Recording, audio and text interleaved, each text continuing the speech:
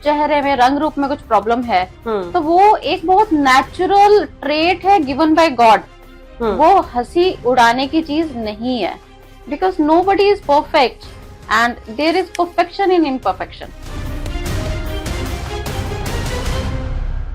आपका स्वागत है हमारे विशेष संवाद में, जहां हम भारत में पर्सनालिटी डेवलपमेंट और मानसिक स्वास्थ्य पर खुलकर बात करेंगे। इस एपिसोड में हम सिर्फ क्विक टिप्स या मोटिवेशनल स्लोगन पर नहीं, बल्कि छात्रों, माता पिता, कर्मचारियों और उद्यमियों की असली परेशानियों पर ध्यान देंगे। Bullying, body shaming, work place stress, social media का दबाव और पारिवारिक अपेक्षाएं, इन सब के पीछे छिपी मान्यताओं, सिस्टम और नीतियों से जुड़े कठिन सवाल हम विशेषज्ञों और हितधारकों से पूछेंगे। हम समझने की कोशिश करेंगे कि ये समस्याएं बार बार क्यों लौटती हैं, कानून और संस्थाएं कहाँ कमजोर पड़ जाती हैं और ऐसे कौन से सुधार जरूरी हैं जिससे हर व्यक्ति सम्मान और हिम्मत के साथ आगे बढ़ सके। तो चलिए स्वागत करते हैं। नमस्कार अमरप्रीत जी। नमस्ते जी। सबसे पहले हम आपसे जानना चाहेंगे, स्कूल में बुलिंग और नाम को लेकर चिढ़ाने के संदर्भ में भारत में कौन कौन से मिथक, रोजमर्रा की आदतें और शिकायतें लोगों को स्वास्थ्य और आत्मविश्वासी व्यक्ति विकसित करने से रोकती है? देखिए ऐसा है, पहले तो थैंक यू वेरी मच मुझे इनवाइट करने के लिए जी। अब जब हम स्कूल्स की बात कर रहे हैं तो हमारे स्कूल्स में एक जो चीज हम लैक करते हैं वो ये करते हैं कि मोरल एजुकेशन की बहुत कमी है। इस चीज को नहीं बताया जाता कि अगर किसी में कोई कमी है, या बॉडी शेमिंग जिसे हम कहते हैं, कोई थोड़ा मोटा है, कोई थोड़ा छोटा है, किसी की चेहरे में रंग रूप में कुछ प्रॉब्लम है, तो वो एक बहुत नेचुरल ट्रेट है given by God.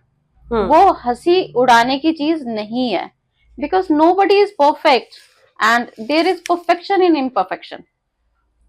We are born with different traits. हमारे जेनेटिक मेकअप अलग होता है, हमारे खान पान का तरीका अलग है, हमारी सबकी हाइट एक जैसी नहीं हो सकती, हमारा सबका कॉम्प्लेक्शन एक जैसा नहीं हो सकता, तो उसके अंदर कुछ तो होता है अंतर।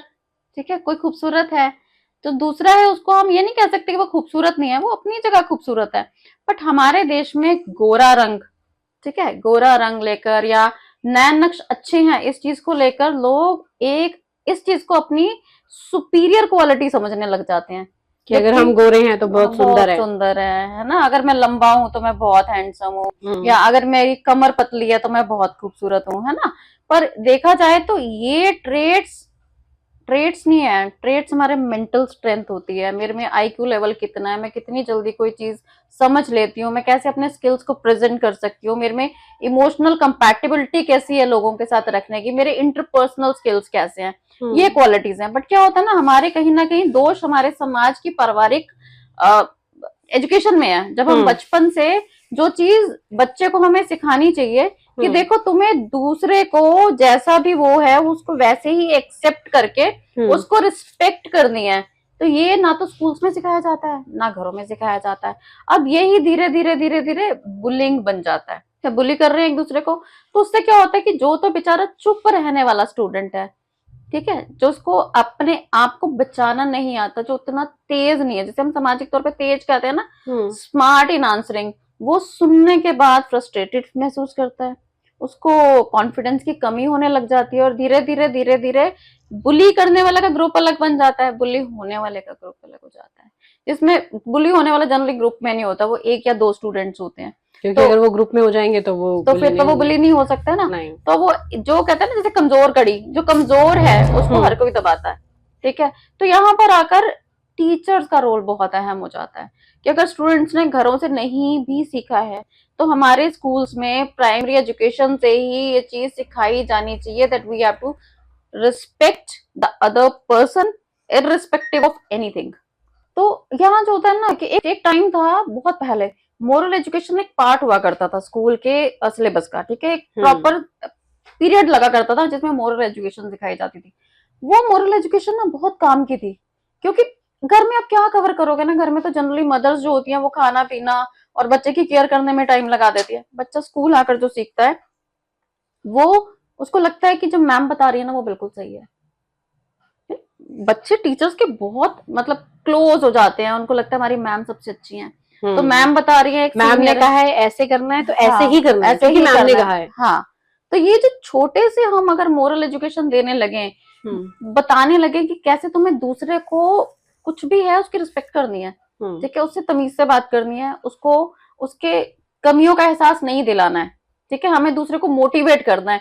तो ये छोटी छोटी चीजें अगर हम किसी की पर्सनालिटी का हिस्सा बना देते हैं, तो जब वो बड़ा होगा तो नेचुरली वो उन क्वालिटीज के साथ बड़ा होगा, तो डेफिनेटली रिस्पेक्ट देना भी आएगा, रिस्पेक्ट देना भी आएगा, और अपने लिए स्टैंड लेना भी आएगा। Yes. कि अगर मेरे लिए कोई बोल रहा है तो मुझे बोलना, क्योंकि ये हमने छोटे बच्चों में देखा है। मैं खुद एक बच्चे की माँ हूं, तो मैं इस चीज को बहुत अच्छे से समझती हूँ कि बच्चा आकर के बता रहा है, अरे मेरे को ना ऐसे बोला, अरे तू तो मोटी हो गई है। अब एक्चुअली बीच में मेरी बेटी थोड़ी सी मोटी हो गई, तो उसको बोला, अरे मोटी यहाँ से साइड हो, तो वो उसे बुरा लगा कि मुझे ऐसे बोला गया। तो कहीं ना कहीं ये चीजें बच्चों के दिमाग पे असर डालती हैं। और हमने मतलब चीजें देखी हैं कि अरे मुझे गोरा होना है, मैं इतनी काली क्यों हूँ। मेरी बेटी की मम्मा आप तो, आपका कलर तो साफ है, मैं फिर काली क्यों हूँ। तो किसने बोला आप काले हो, मतलब उसे जताया गया है, मतलब उसे जताया गया है, हाँ, किसी ने बोला है उसको। और एक छोटे से बच्चे के मन में उसको एजुकेशन को लेकर नहीं बोला गया, बट उसके कॉम्प्लेक्शन को लेकर बोला गया, तो उसका ध्यान, तेरी मम्मी तो ज्यादा वो है और बच्चा क्यों ऐसा है। तो अब बच्चे के अंदर मेरे मम्मा मैं ऐसी क्यों हूँ, मेरा कलर आपकी तरह साफ क्यों नहीं है, अगर मैं आपकी बेटी हूँ तो अब ये जवाब देना भी एक मुश्किल काम हो जाता है। इसके लिए स्कूल में भी कंप्लेन किया गया था कि अभी आप कॉम्प्लेक्शन की बात कर रही हैं, तो ये चीजें हैं, सच में हैं, और जो अभी भी एग्जिस्ट करती हैं क्योंकि आपका अगर अपना बच्चा खुद ये एक्सपीरियंस दे रहा है कि मैं काली हूँ तो क्यों हूँ, अभी ज्यादा एग्जिस्ट कर रही हैं बिकॉज ऑफ मीडिया। बच्चे बहुत अवेयर हो गए हैं। पहले बच्चों को काफी सालों तक महसूस ही नहीं होता था कि वो नाटे हैं, लंबे हैं, पतले हैं, गोरे हैं, मोटे हैं, क्योंकि ये चीजें उनकी डिक्शनरी में नहीं थी। आज आप इंस्टाग्राम की रील्स उठाकर देखो, जिसके अंदर बहुत बहुत हद तक सब कुछ लुक्स पे जा रहा है। आपको बहुत टैलेंटेड लोग भी दिखेंगे जो बहुत टैलेंटेड है और वो बहुत अच्छी अच्छी रील्स बना रहे हैं, मतलब वहां देख के तो लगता है कि अरे दुनिया में ये सब भी है, हम नहीं कर सकते, इतने टैलेंटेड बच्चे हैं, हम वहां पे उनकी तारीफ कर रहे हैं। तो कहीं ना कहीं हम इस चीज को बढ़ावा दे रहे हैं। अब जो बच्चे नहीं कर पा रहे उनके अंदर इस चीज को लेकर के हीन भावना आ जाती है कि भाई मैं इतनी सुंदर क्यों नहीं हूँ, हाँ। या मैं इतना सुंदर क्यों नहीं हूँ, मैं इतना स्मार्ट क्यों नहीं दिख रहा। ये जो इतना छोटा बच्चा है, ये 4 साल का बच्चा इतनी अच्छी कपड़े पहन करके, इतनी अच्छी हेयर स्टाइल करके है, मैं क्यों नहीं हूँ, हाँ मुझे भी चाहिए। हाँ। वो एक फेक वर्ल्ड है जो आज हर कोई करना चाह रहा है, हर कोई बनना चाह रहा है। बहुत लोगों को तो ये चीज पता ही नहीं लगती कि जब आप इंस्टाग्राम या मीडिया या रील्स देखते हो तो उसके अंदर एडिटिंग के बाद वो इतना सुंदर दिखाया जा रहा है, ठीक है। नेचुरल जो चेहरा है वो वैसा नहीं है जैसा नेचुरली होता है। तो ये चीज एक मन पे प्रभाव डालती है कि अच्छा लोग इतने खूबसूरत है, व्हाई नॉट मी। जो एम्फेसिस है वो बहुत हद तक लुक्स पे बिठा दिया गया है, ठीक है। हर चीज बच्चों का ज्यादा स्मार्ट होना भी इनके दिमाग पे बहुत ज्यादा आने वाले समय में प्रेशर डालेगा। यस, हमें लगता है कि नहीं हमारा बच्चा बहुत ज्यादा स्मार्ट हो गया है, तेज हो गया, लेकिन कहीं ना कहीं आने वाले समय में फिर हमारे लिए ही ये खतरे की घंटी बन रही है, क्योंकि अगर वो चीजें फुलफिल नहीं होगी, हाँ, तो फिर तो प्रॉब्लम आएगी। प्रॉब्लम है। अब देखिए एक बहुत लोगों को लगने लग गया है कि अगर रील्स से पैसा आ सकता है तो वो बहुत छोटे छोटे बच्चों को रील बनाने लग गए, ठीक है। वो बच्चा समझता है कि ऐसे बच्चे बहुत हैं जिस वक्त अर्न कर रहे हैं, ठीक है, थ्रू दोस रील्स। बट आपको उनका फ्यूचर क्या लगता है? वो अपना ज्यादा से ज्यादा समय रील्स पे दे रहे हैं, वो ये उनका मेंटल डेवलपमेंट हमारे व्यूज कितने आ रहे हैं, उनकी मेंटल डेवलपमेंट क्या हो रही है? रील्स। अभी थोड़े टाइम पहले एक बहुत अच्छी इन्फ्लुएंसर थी, मेरे को नाम ध्यान नहीं आ रहा, उन्होंने सिर्फ इसीलिए सुसाइड कर लिया, कहते हैं कि उसके नंबर ऑफ फॉलोअर्स कुछ कम हो गए थे, and she was frustrated only because of that. बहुत टैलेंटेड थी, अच्छी रील्स बनाती थी, अच्छी उनमें टैलेंट था, एक्टिंग का टैलेंट था, बोलने का टैलेंट था, बट उनके मन पे इस हद तक प्रभाव पड़ गया उस चीज का कि मेरे फॉलोअर्स जितने मैं चाह रही हूँ उतने नहीं है, कि वो अपनी जान ले ली उन्होंने। तो ये जो एक दुनिया है जिसको हम रियलिटी से अलग दुनिया है, जिसे हम नहीं समझ पाते, नहीं कोप अप कर पाते, तो यहाँ पर पेरेंट्स का बहुत बड़ा रोल है कि जो बच्चे उनके रील्स बना रहे हैं और दिन रात इसी उसमें रहते हैं कि मेरे फॉलोअर्स कितने बढ़ गए, कितने कम हो गए, मैं ये डालूं या वो डालूं, उनको ध्यान देना पड़ेगा कि वो उस बच्चे को बताएं कि तुम्हारा ओरिजिनल स्किल जो है वो एजुकेशन और एक अच्छा स्किल सेट सीखने में है, तुम रील्स बना रहे हो, ठीक है बनाओ, ठीक है, टाइम दो, बट वो टाइम और आवर्स बंधे हुए होने चाहिए। वो जो उनका ऑब्सेशन है फॉलोअर्स को लेकर, ऑब्सेशन है रील्स को लेकर, वो भी बंधा हुआ होना चाहिए। It should be under the surveillance of their parents. उनकी गाइडेंस होनी चाहिए उनकी। पर देखने में क्या आ रहा है कि बच्चे तो बच्चे उनके पेरेंट्स तक किसी चीज के ऊपर अब डिपेंडेंट हो गए हैं कि कितने फॉलोअर्स हैं, नई रील डालनी है, क्योंकि पेरेंट्स को तो मिलकर यही काम कर रहे हैं। तो आप ये सोचो कि हमारे देश का फ्यूचर कहाँ जा रहा है अगर सब सिर्फ रील्स ही बनाने लगेंगे। तो एक्चुअल स्किल सेट क्या होगा? अगर हम सिर्फ रंग रूप, कद काठी, काले गोरे पे अटक जाएंगे तो हम, कल की जनरेशन हमारी क्या करेगी?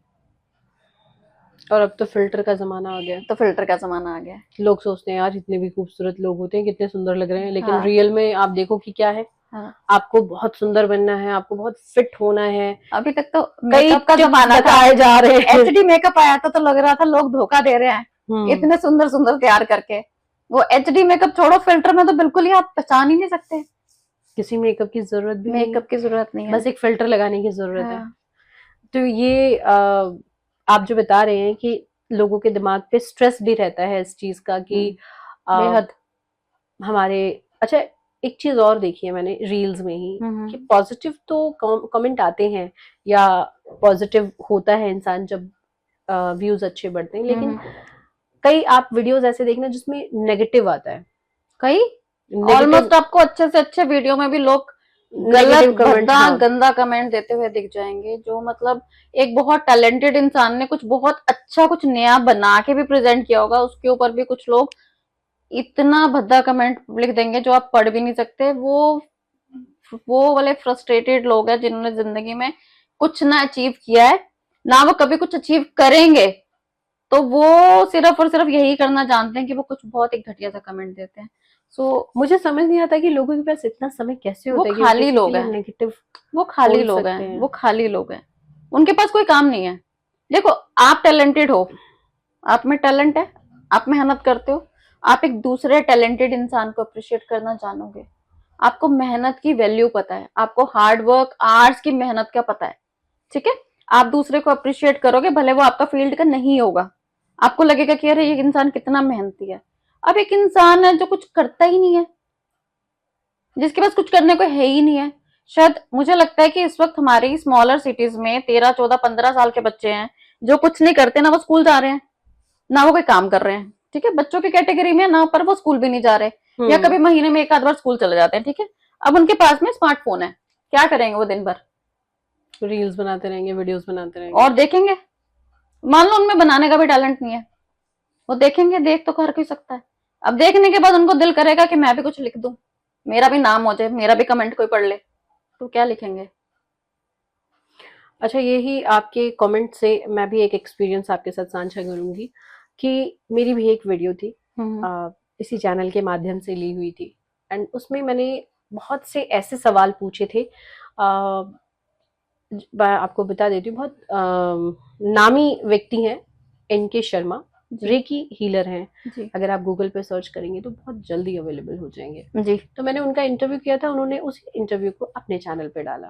अपने चैनल पे डाला तो उसमें नेगेटिव कमेंट आया कि इस औरत को तो, मतलब उसमें कम से कम 20 बहुत अच्छे कमेंट थे जिसमें उन्होंने तारीफ की थी, लोगों ने तारीफ की, बहुत अच्छा पॉडकास्ट है, बहुत अच्छे सवाल, मतलब लोगों के दिमाग से जो रेकी को लेकर नेगेटिव चीजें चलती हैं वो क्लियर हुई है क्योंकि आपने उसे क्लियर किया है जी।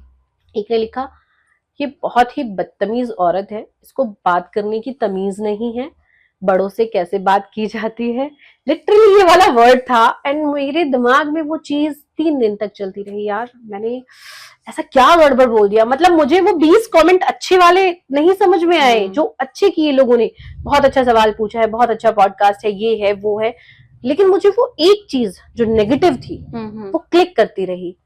और इस चीज को मैंने कुछ लोगों के साथ साझा भी किया कि यार ऐसा नहीं होना चाहिए।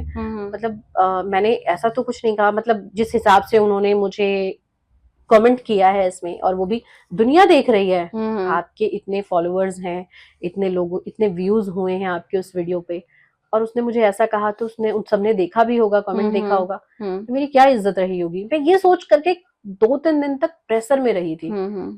फिर उसके बाद बात की, लोगों ने बताया नहीं ऐसा नहीं होता, ऐसा हो गया तो जिंदगी में आप कुछ कर ही नहीं पाओगे। बुराइयां करने वाले भी बहुत होते हैं। वो तो आपको देखना है कि आपके अंदर कौन सी अच्छाई है। 20 लोग आपकी तारीफ कर रहे हैं और एक अगर गलत कह रहा है तो हो सकता है उसका देखने का नजरिया गलत हो। ये जरूरी थोड़ी ना कि आप गलत है जी। और पर्सनालिटी डेवलपमेंट जो आज हमारा टॉपिक है, इसमें ये चीज बहुत अहम है कि आपको खुद से सबसे पहले प्यार करना सीखना होगा जी। तभी आप अपनी पर्सनालिटी को एनहांस कर पाएंगे, जी। डेवलप कर पाएंगे जी। और आगे बढ़ पाएंगे। आप देखो ना, पैरालंपिक्स होते हैं, उसमें जो स्पेशली एबल्ड चिल्ड्रन हैं वो पार्टिसिपेट करते हैं, कोई किसी गेम में, कोई किसी गेम में, ठीक है।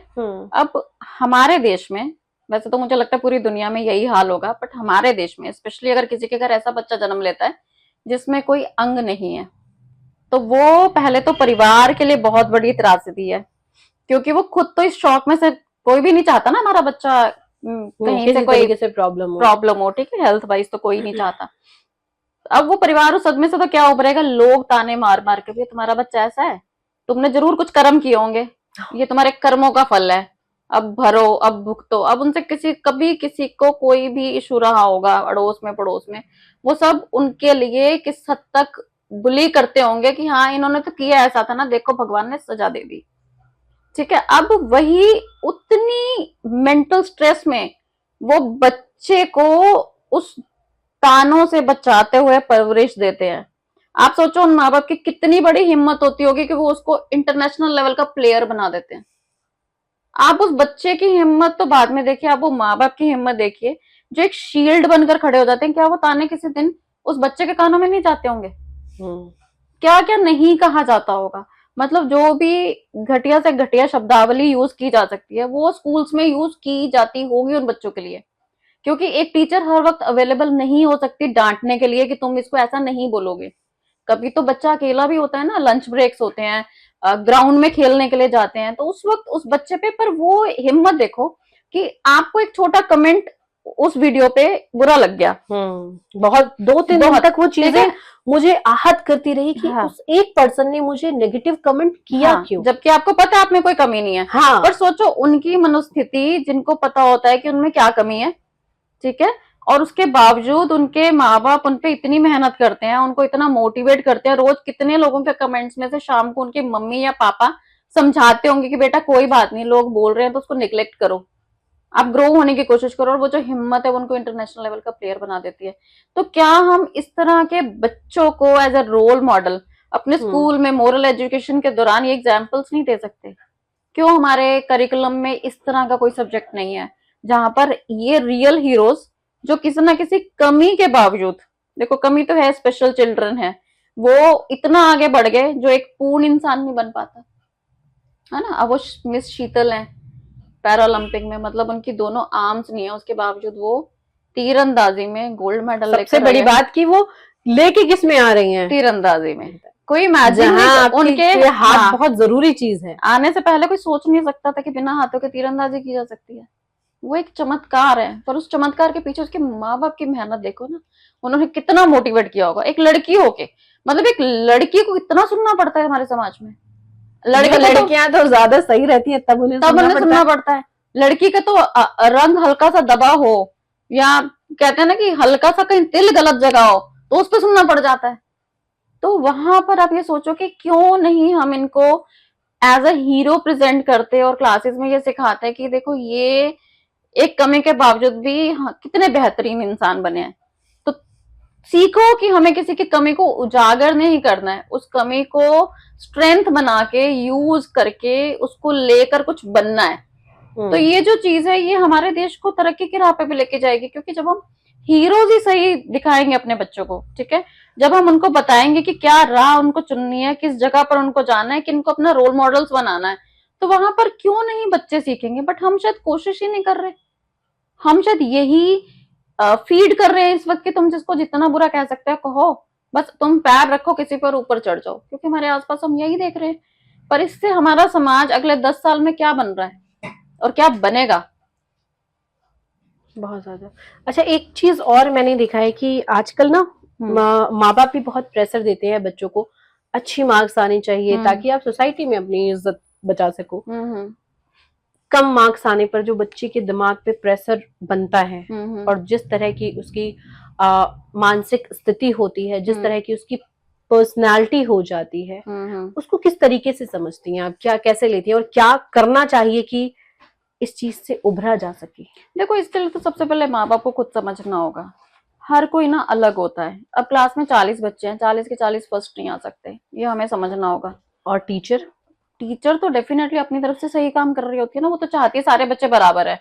वो जब क्लासरूम में पढ़ा रही है, देखो जो भी मतलब हम 90% टीचर्स को अच्छा ही मानेंगे। टीचर्स आर गुड, है ना। टीचर्स हमें सिखाती हैं, पढ़ाती हैं, टीचर्स आर गुड। 90%, 10% चलो हो सकता है जो बाई चॉइस टीचर ना बनती हो, कि चलो teaching is also an art. मैं पर्सनली बिलीव करती हूँ टीचिंग एक बहुत बड़ी कला है, ठीक है ना। घर में एक माँ के लिए एक बच्चा संभालना मुश्किल होता है, टीचर 40-50 बच्चे संभाल लेती है, तो इट्स अ बिग थिंग। अब ये है कि टीचर तो सबको बराबर पढ़ा रही है ना, वो क्लासरूम में एक साथ सेशन लेती है। हाँ, पर थोड़ा सा ये है कि कुछ बच्चे वीक होते हैं, वहां आकर टीचर्स, मैंने पर्सनली नोट किया है कि जो टीचर्स एक्चुअल में अच्छी टीचर्स हैं, वो एक वीक बच्चे पे मेहनत करती हैं, वो उसको उसके ऊपर मेहनत करती हैं। वो जनरली वीक बच्चों को फ्रंट बेंचर्स बना देती हैं। जो अच्छे इंटेलिजेंट बच्चे होते हैं उनको बोलती हैं इनका काम उतरवा दो, इनको इसको थोड़ा समझा दो, एक्स्ट्रा टाइम भी देती हैं टीचर्स, ठीक है। पर्सनली हमने स्कूल्स में खुद भी देखा होगा, आपने भी देखा होगा, हर स्कूल में ऐसा होता है।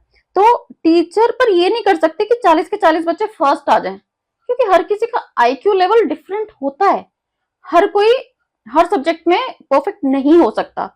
मान लो 7 सब्जेक्ट्स हैं टिल 8th क्लास, हम कैसे एक्सपेक्ट कर सकते हैं कि एक बच्चा जिसकी रीजनिंग बहुत अच्छी है, वो सोशल स्टडी में भी 100 आउट ऑफ 100 ले लेगा। हाँ, वो मैथ्स में ले लेगा, वो साइंस में ले लेगा, बट क्या वो हिस्ट्री में ले लेकिन पाएगा? कुछ बच्चे ऐसे होते हैं जो वीक ही होते हैं। हाँ, उनका आईक्यू लेवल कम तो होता है। उनके साथ टीचर का बिहेवियर कैसा होना चाहिए, क्योंकि आप भी खुद एक टीचर हैं, तो ये इस डेफिनेटली चीज एक्स्ट्रा की टाइम, ज्यादा अंडरस्टैंडिंग, एक्स्ट्रा टाइम। और बच्चे के अंदर ये भावना आने लगती है, यार मैं तो नालायक ही हूँ, नहीं नहीं नहीं, बैक बेंचर वो ही हूँ।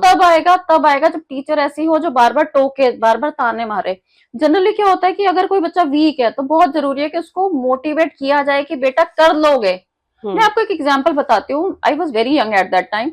हम लोग ना 8th क्लास में थे, और मैं उन टीचर का नाम लेना चाहूंगी। उनका नाम था मिसेस बीना, ठीक है। मैं जिस स्कूल में थी वो जयपुर से आई थी, और हमारी नई नई स्कूल में टीचर आई थी। अब मैं एजुकेशन में काफी अच्छी थी, क्योंकि हमें घर से भी सपोर्ट था, मदर फादर वो पढ़ाते थे हमें घर में, तो हमें एजुकेशन में कभी प्रॉब्लम नहीं लगी। बट एक अजीब सी बात हुई थी कि जिस दिन वो हमारी क्लास टीचर बनी, आप मानेंगे हमारी क्लास के सारे बच्चों के मार्क्स सोशल स्टडी में टॉप पे आने लग गए। एवरीबडी वॉज गेटिंग 40 में से 38, 35। तो रीजन ये है कि टीचर के पढ़ाने का तरीका, यस, कि उनको बच्चों को रिवीजन करने की जरूरत नहीं पड़ती थी, वो इतने अच्छे से समझाती थी मोreover बहुत प्यार से पढ़ाती थी। उन्होंने किसी को ये जताया ही नहीं बच्चों को कि सोशल स्टडी में तुम्हें ये नहीं आता, तुम्हें ऐसा नहीं आता। वो बहुत ही प्रेम से, जिसको नहीं समझ में आ रहा है 2 से 3 बार बता रही है। और मैं बिलीव करती हूँ कि हम लोगों का सिलेबस इतना टफ नहीं होता कि अगर प्यार से समझाया जाए, पढ़ाया जाए, तो कोई बच्चा मार्क्स ना ले सके। जब एक टीचर कर सकती है तो बाकी भी कर सकते हैं। वो वही स्टूडेंट्स थे जिनके पहले मार्क्स कम आ रहे थे, अब सडनली कैसे उनका आईक्यू बढ़ गया। लेकिन आपने देखा होगा कि बच्चे सिर्फ मार्क्स की वजह से प्रेशर लेते हैं दिमाग में, और सुसाइड तक की चीजें हम देखते हैं। तो उनके दिमाग पे ये जो चीजें होती हैं, ये किस जगह की ज्यादा होती है, घर वालों की या टीचर्स की? देखो, दोनों हो सकती हैं, और हो सकता है कोई एक हो। ये डिपेंड करता है, उसके फैमिली सर्कमस्टांसेस भी डिफरेंट हो सकते हैं, डिफिकल्ट भी हो सकते हैं। हो सकता है उसके टीचर्स ने बहुत ज्यादा प्रेशर कर रखा हो, कंपैरिजन हो सकता है। हो सकता है सोशल प्रेशर, जिसे हम कहते हैं कि पेरेंट्स कर देते हैं क्रिएट, कि फलाने के बच्चे के कितने अच्छे मार्क्स आ रहे हैं, तुम नहीं ले पा रहे हो। हमारे रिश्तेदारों के बच्चे देखो हमेशा टॉप करते हैं, तुम पता नहीं कब करोगे। मेरी तो सारी की सारी रिस्पेक्ट खराब हो जाती है किट्टी पार्टी में, क्योंकि तुम्हारे मार्क्स सबसे कम आते हैं। तो ये जो चीज है ना, ये भी हो सकती है। और ये भी हो सकता है कि comparison in the class because of the teacher, ये भी हो सकता है। थर्ड रीजन हो सकता है दोनों ही इश्यूज ना हो, पर बच्चा बुली होता हो क्लास में, ये भी हो सकता है ना, बुली होता हो। एक चौथी चीज जो आज देखने में आ रही है ना छोटे बच्चों में, because of the like 6th 7th 8th तक के स्टूडेंट्स में, मेंटली मेच्योर नहीं है। क्या ठीक है क्या गलत है उन्हें नहीं पता, ठीक है ना, because of certain dare games, तू कर सकता है, ये तेरे बस का है? You know, they start pulling leg a lot. फिर उसका मजाक उड़ाना जो नहीं कर पा रहा। या बहुत बारी एक और सिनेरियो भी होता है, मान लो कोई फैमिली इकोनॉमिकली बैकवर्ड है, ठीक है। अब एक तो हमारे स्कूल्स में 25% ये है कि आपने इकोनॉमिकली बैकवर्ड स्टूडेंट्स को, ईडब्ल्यूएस को स्टूडेंट्स को क्लास में साथ पढ़ाना है। और कई बार कुछ पेरेंट्स ऐसे ना फीस देकर भी, अपना इकोनॉमिकली बैकग्राउंड होने के बावजूद भी फीस देकर अपने बच्चों को अच्छे स्कूल में पढ़ाना चाह रहे हैं। अब वो फीस तो पूरी दे पा रहे हैं, बट कहाँ प्रॉब्लम आती है, there are other factors also, stationery, quality of stationery, quality of books, notebooks, या वो बच्चा उतना ज्यादा पिकनिक्स में और इन सब चीजों में पार्टिसिपेट नहीं कर पा रहा, ठीक है ना, क्योंकि तो वहां पर भी वो एक मजाक का विषय बन जाता है बिकॉज ऑफ हिज और हर इकोनॉमिकल स्टेटस। अब माँ बाप की इच्छा तो ये है कि हमारा बच्चा अच्छी जगह पढ़ ले, कल कुछ बन जाएगा, but at the same time शायद वो उसको उतना मेंटली प्रिपेयर नहीं कर पाते कि वहां पर तुम्हें इस चीज का सामना भी करना पड़ सकता है और तुम्हें मेंटली स्ट्रांग होना पड़ेगा, क्योंकि हम इतना तो दे सकते हैं तुम्हें, इसके आगे नहीं दे सकते। उसके लिए तुम्हें लड़के जगह बनानी पड़ेगी, क्योंकि कल जब तुम अच्छा कमाने लग जाओगे तो हमारा इकोनॉमिकल स्टेटस भी अच्छा हो जाएगा, ठीक है। अब ये जो इसमें एक मन में मान लो किसी के कॉम्प्लेक्स आ गया कि भैया मेरे तो कपड़े नहीं अच्छे, मेरी quality of dress is not so good, ठीक है, मेरे shoes, the quality of shoes is not so good, या मतलब मैं नोटबुक्स उतने अच्छे से नहीं खरीद सकता, या मेरे साथ दिक्कत आती है, या sometimes teachers also understand this, वो उसकी मदद के लिए भले अगर स्टूडेंट्स को बोल देते कि तुम अपनी पुरानी बुक्स या वगैरह इसको दे दो, तो हो सकता है वो टीचर एक अच्छे मन से कह रही है, वो उसकी मदद करना चाह रही है, पर वो बच्चा मन में कहीं ना कहीं धीरे धीरे कुंठित होता जाता है। तो that can also cause all these things. जैसे बहुत सारे इश्यूज होते हैं जो सुसाइड को ले जाता है ना, ये एक इशू नहीं होता, ये बहुत सारे रीजन हो सकते हैं। और ऐसे जैसे कि ये रीजन है, इसकी तरफ लोग बहुत कम ध्यान देते हैं, बट क्योंकि अब मैं खुद भी इस प्रोफेशन में रही हूँ तो आई अंडरस्टैंड दिस सिनेरियो। ये बहुत स्टूडेंट्स के साथ होता है, जहां पर मैंने पर्सनली क्या महसूस किया था, मैं कुछ स्टूडेंट्स को हमेशा फ्री पढ़ाती रही हूँ, like in a batch if 10 are paying में 2 या 3 बच्चे मैं फ्री पढ़ा देती थी, साथ में साथ पढ़ रहे हैं, कम से कम मेरा कुछ फर्ज भी है ना सोसाइटी के लिए, जो नहीं दे सकता उसको करा लो। But later on I realise कि जो उनको मैं फ्री पढ़ा रही हूँ, उन 12 बच्चों में से किसी को नहीं पता कौन बच्चा फ्री पढ़ रहा है, only I know, nobody knows. पर वो जो पढ़ने वाला है, जो फ्री पढ़ रहा है, वो अपने आप अपने मन में कुंठा और कॉम्प्लेक्स लेके बैठा है। Instead of others bullying him, he was actually bullying others. Why? Because he was in a complex कि मैं फीस नहीं दे पा रहा, इसलिए। हाँ, जबकि किसी को नहीं पता क्लास में मेरे अलावा, तो कोई और उसका मजाक तो उड़ा नहीं सकता क्योंकि किसी को पता ही नहीं है। और मैं ग्रुप टीचिंग कर रही हूँ तो मैं ऐसा नहीं हो सकता उसके साथ अलग बिहेवियर करूंगी, क्योंकि मैं तो अपनी मर्जी से पढ़ा रही हूँ ना। किसी को अगर मैं फ्री पढ़ा रही हूँ, अपनी मर्जी से पढ़ा रही हूँ, मेरी भावना तो अच्छी है कि मैं इसको कुछ बना दूं, but then I realise later on कि ये मेरा एक बहुत गलत डिसीजन था। अभी जैसे कि आपने बताया, सब एक जैसे नहीं होते, 5 उंगलियां बराबर नहीं होती। एक परिवार में भी हमने देखा है कि एक बच्चा बहुत तेज है, एक थोड़ा सा डाउन होता है, या ज्यादा भी डाउन हो सकता है। तो टीचर्स को कैसा होना चाहिए बच्चों के साथ, क्योंकि वो 40 बच्चे देख रही हैं, जिसमें से 5 बच्चे बहुत तेज हैं, 10 बच्चे एवरेज, उससे एवरेज, एंड कुछ बच्चे ऐसे होते हैं जिनको कितनी भी बार समझाओ उन्हें समझ में नहीं आता है। और कहीं ना कहीं वही बच्चे जो हैं वो ये बुलिंग और बाकी चीजों का शिकार भी होते हैं, क्योंकि उन्हें लगता है यार, या तो वो एकदम ही बिगड़ जाएंगे कि भैया हमें तो मतलब ही नहीं है, हम तो बिल्कुल कहते हैं ना बैक बेंचर, उनको मैटर नहीं करता कि मैम क्या पढ़ा रही हैं, क्यों पढ़ा रही हैं, ठीक है हम एवरेज मार्क्स ले आएंगे, चल जाएगा, ठीक है। तो उन बच्चों को कैसे मैनेज किया जाए, समझाया जाए, क्योंकि हो सकता है कि वो पढ़ने में सही ना हो लेकिन क्वालिटी तो फिर भी होगी कुछ ना कुछ, डेफिनेटली। तो टीचर्स को वहां पे ये चीज देखना बहुत जरूरी है ताकि वो उनके मन में ये वाली भावना आए ना आए कि यार मेरे तो मार्क्स ही कम आ रहे हैं, ये तो पढ़ाकू है। क्लास में भी हमने देखा है, ये तो पढ़ाकू है, अरे ये तो बेवकूफ है, इसको तो कुछ आता ही नहीं है, ये तो बिल्कुल ही मतलब फेल होते होते पास हो जाता है, ये वो वाला है।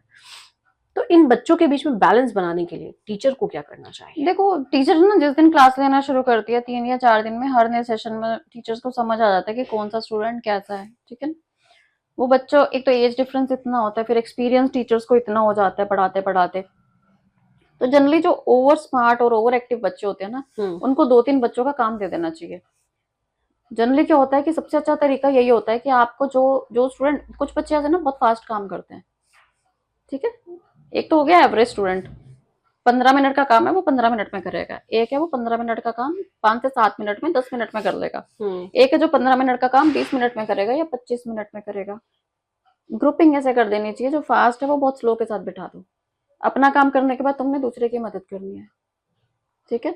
अब क्या है कि जो 5-7 मिनट में काम करके बैठ गया, वो क्या करेगा, खाली वो शैतानी करेगा। बच्चे नॉटी होते हैं, हम बच्चे से उम्मीद नहीं कर सकते ना वो चुप करके बैठेंगे। वो क्यों बैठेंगे? क्योंकि वो बच्चे हैं। वो शैतानी करेंगे, वो उछलेंगे, कूदेंगे, उनको लगेगा अब काम हो गया, इधर से पेंसिल इसको मार दूं, उसको कर दूं।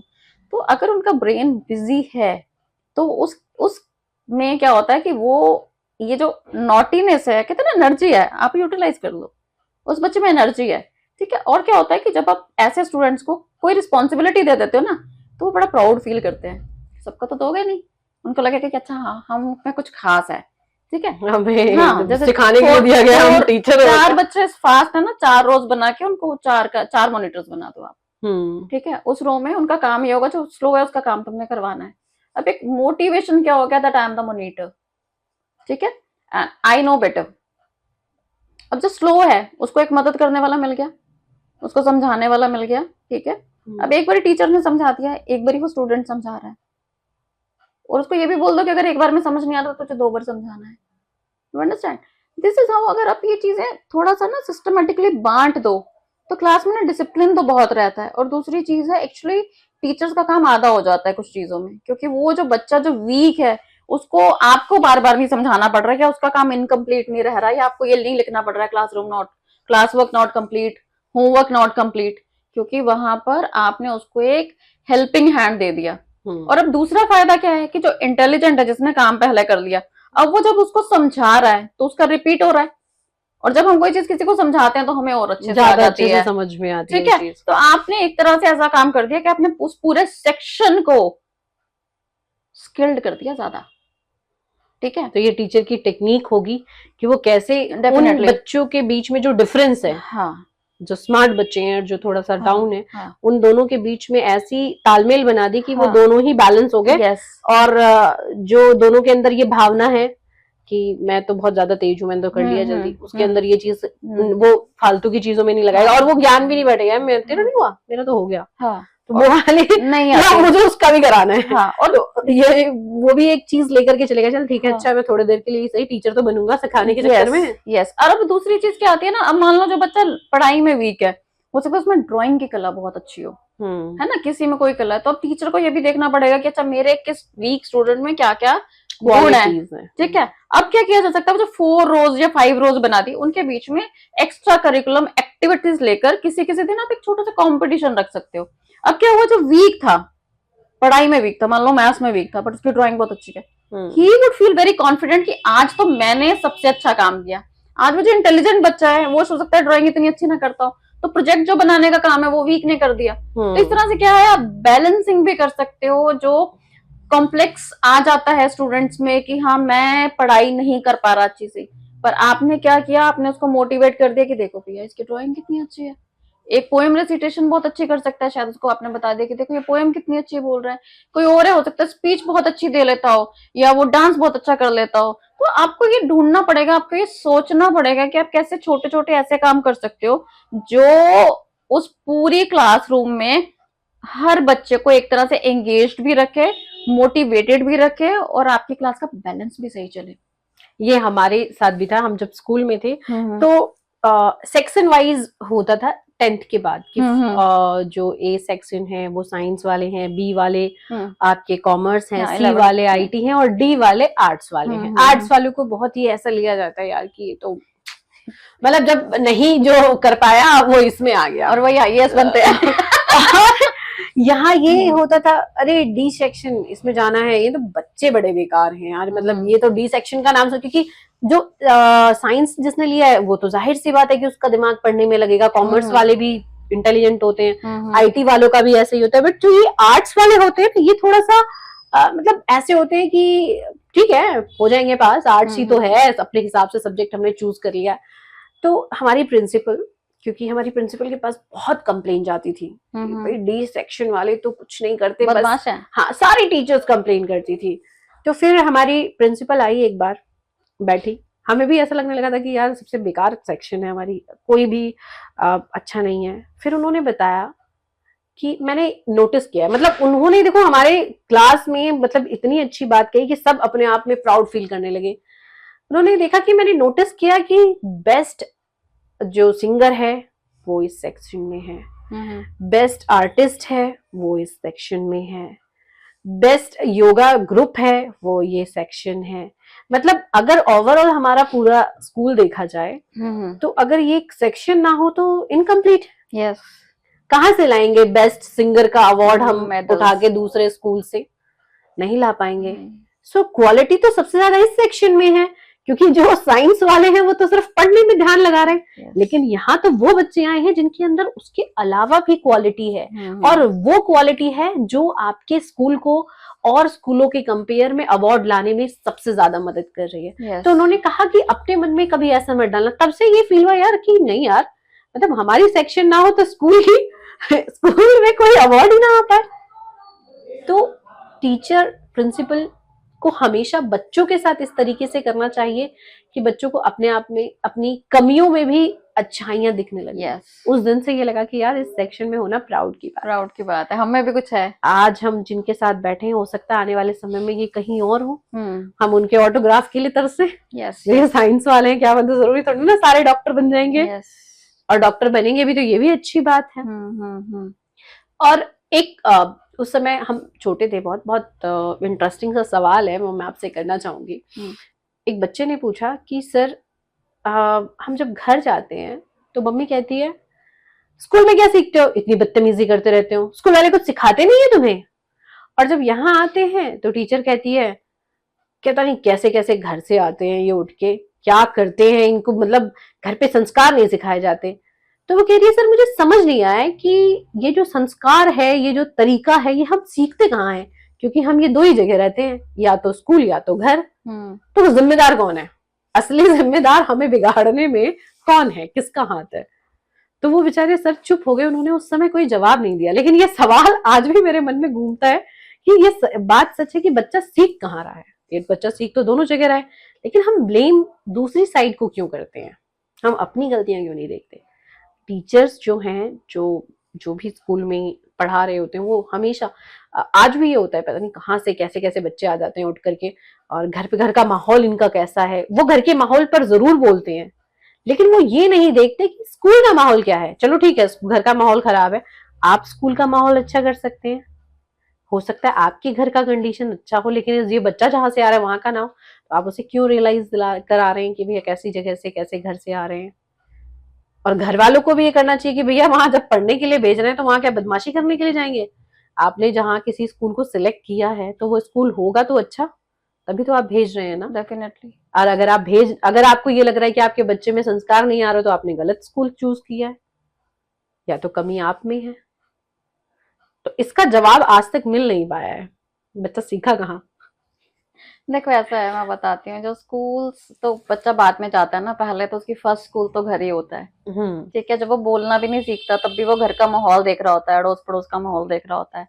तो कहीं ना कहीं देखा होगा आपने, स्कूल कुछ बच्चे आते हैं, बड़े तमीज वाले बच्चे होते हैं, हाँ जी ma'am, yes ma'am, no ma'am, वो पहले से। ठीक है, और कुछ ऐसे होते हैं जिनको पता ही नहीं होता हमें कितनी, वो इस सोच के साथ आते हैं कि भैया स्कूल में पैसे दे रही है हमारी मम्मी, तो जो है ना हम पढ़ने आ रहे हैं, हमारी मैडम हमें कुछ नहीं कह सकती, नहीं तो मम्मी लड़ने आ जाएगी। तो ये अब ये अलग सोच कहाँ से आ गई बच्चे में? तो स्टार्टिंग तो देखो संस्कारों के घरों से ही होती है, पर हाँ जब उसके बाद वो स्टेप इन स्कूल होता है तो वहां आकर टीचर का फर्ज बन जाता है कि अगर उसमें जो कमियां उसे दिख रही हैं वो उसको हटा कर छांट कर उसको एक अच्छा इंसान बनाने में मदद करे, क्योंकि वो उसका फर्ज हो जाता है, फिर वो उसकी ड्यूटी है। ठीक है ना, एक कुछ ऐसी ड्यूटी जो माँ नेग्लेक्ट करेगी तो टीचर तो गुरु माँ होगी ना, वो एक माँ है और वो गुरु माँ है, तो जो ड्यूटीज हो सकता है माँ नेग्लेक्ट करेगी, या वो हो सकता है काम में इतनी बिजी रही उसको फुर्सत नहीं मिली, तो उसने बच्चे पे, वो देखो कोई माँ नहीं चाहती मेरा बच्चा खराब हो या बिगड़े, तो बाई चांस ऐसे हो सकता है, सर्कमस्टांसिस ऐसे हो, माहौल आसपास का ऐसा हो कि वो बहुत ज्यादा कुछ कर ना पाई हो, तो वो स्कूल इस उम्मीद से भेजते हैं कि मेरा बच्चा, मैं एक अच्छे स्कूल भेज रही हूँ ताकि वो एक अच्छा नागरिक, अच्छा बच्चा बन सके, है ना? अच्छा, हमारे समाज में बॉडी शेमिंग को लेकर के बहुत मान्यताएं हैं बहुत कि बहुत काली, कलर, मोटी पतली, मोटी, छोटी, नाटा, हाँ नाटा, गंजा, लड़का हाँ गंजा। गंजा, लड़की के भी बाल बहुत इंपॉर्टेंट है। अरे बाल बहुत खूबसूरत है, देखो कितनी सुंदर है, बाल इतने अच्छे। जिसके नहीं है, देखना कैसे घूमती है हम्म। या कैसे, मतलब हर एक चीज में है। तो ये जो मान्यताएं हैं, ये जो मतलब आदमी का जो आत्मविश्वास है, इसको किस हद तक मतलब बढ़ा रही है आज के समय में? क्या मतलब, आप कॉन्फिडेंस की बात कर रहे हैं या हाँ, कि मान्यताओं की बात कर रहे हैं? कॉन्फिडेंस, ये जो मान्यताएं हैं कि हम्म। गोरा होना बहुत जरूरी है, लंबा होना बहुत जरूरी है, पतला होना बहुत जरूरी है। लड़कियों को आपने बहुत सुना होगा कि ताने मिलते हैं, आप अरे इतनी मोटी हो, शादी कैसे होगी तुम्हारी? हम्म। क्यों मोटी लड़कियों की शादी नहीं होती? वो बड़ी खुश रहती है। ज्यादातर आप तो, देखो, they are generally very happy.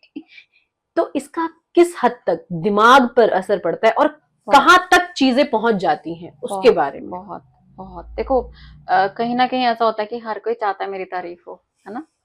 कोई अपनी बुराई नहीं सुनना हाँ, चाहता। इंसान चाहता है उसकी तारीफ हो, लड़कियां तो बहुत ज्यादा चाहती हैं, ठीक है।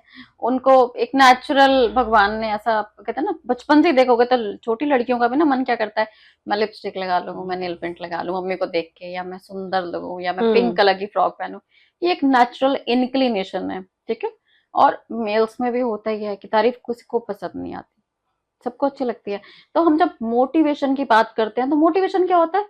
तारीफ करके किसी को एनकरेज करना, वही मोटिवेशन है ना। अरे तुमने बहुत अच्छा किया, तुम और अच्छा कर सकते हो। अरे वाह, तुमने तो ये बड़ा अच्छा गाना गाया है। भले उसमें थोड़ी कमी भी है, उसको लगेगा अरे वाह, मेरी इतनी तारीफ हुई है, मैं अगली बार और अच्छा गाऊं, ठीक है। हाँ, तो ये क्या हुआ, हमने तारीफ करके मोटिवेट किया, क्योंकि तारीफ इंसानी मन को बहुत अच्छी लगती है। आगे एक, बढ़ने में बहुत मदद करती है उसको। हाँ, आगे बढ़ने में बहुत मदद करती है।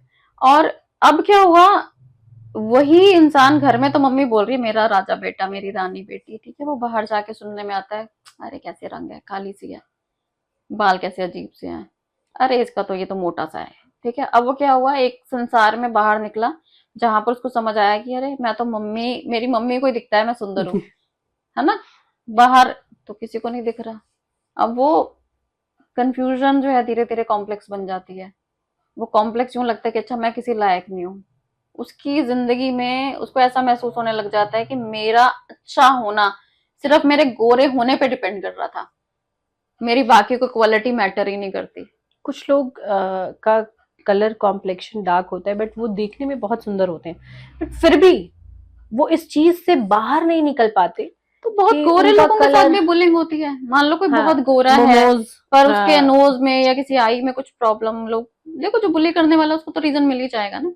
तो अब ये है कि उस बच्चे को नहीं पता होता कि अच्छा उसका तो सुंदर, वो तो बहुत सुंदर है, उसको तो जो बोला जा रहा है वो सिर्फ और सिर्फ उसको चिढ़ाने के लिए, तंग करने के लिए बोला जा रहा है। तो ये चीजें जो है ना, मन पर इस हद तक असर करती है कि वो बच्चा धीरे धीरे लोगों से बात करनी बंद कर देता है, अपने में सिमट जाता है, वो किसी चीज में पार्टिसिपेट करना पसंद नहीं करता। धीरे धीरे बिकॉज ऑफ दिस डिप्रेशन वो पढ़ाई में ध्यान देना बंद हो जाता है। तो माँ बाप को भी लगने लग जाता है हमारा तो बच्चा ही नालायक है, हम्म, हम तो जी ट्यूशन लगा लगा के तक के बच्चा ही नालायक है। अब रूट कॉज क्या है? रूट कॉज जो है कि बच्चे को बहुत डिमोटिवेट किया जा रहा है, बच्चा कंफ्यूज है, बच्चा परेशान है, उसको बुली किया जा रहा है वो उस चीज के बारे में जिसके ऊपर उसका कंट्रोल ही नहीं है। वो अपनी मर्जी से काला या गोरा थोड़ी है, वो अपनी मर्जी मर्जी से गंजा या लंबा या पतला या छोटा थोड़ी है। हम वो उसकी तो, क्वालिटी को ना देख करके हाँ, वो चीजें देखते हैं जो आ, उसके हमें, बस में नहीं है। हाँ, हमें हमेशा बुराइयां या गलतियां ही क्यों दिखती वो हैं? उनको दिखते हैं जो अंदर से खोखले हैं। आप एक बात बताइए, जो इंटेलिजेंट है, जिसके मन में ज्ञान के प्रति झुकाव है, वो ये चीजें देखेगा ही नहीं। कौन देख रहा है, किसको हम्म, दिखता है? जो मन से खाली है, जिनके अंदर टैलेंट नहीं है। अब टैलेंट है नहीं, एजुकेशन की तरफ झुकाव नहीं है उन बच्चों का, वो क्या करते हैं, वो शैतानी में और दूसरे को कम दिखाने में ही उनका टाइम बीत जाता है। अब जब तक दूसरे की कमी नहीं बोलेंगे तो दूसरे को कम कैसे दिखाएंगे?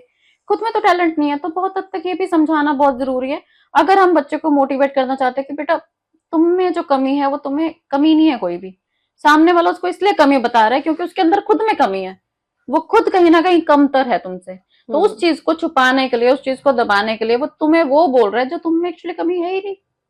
और अगर इंडिया की बात की जाए हम्म तो जैसे हम मिथ्यों पे बात कर रहे हैं, तो आप ये देखना अक्सर कि कोई आता है, जैसे कि मेरी एक दोस्त है, हम्म मुझे हमेशा कहती हैं आप बहुत सुंदर हैं, सुंदर हैं।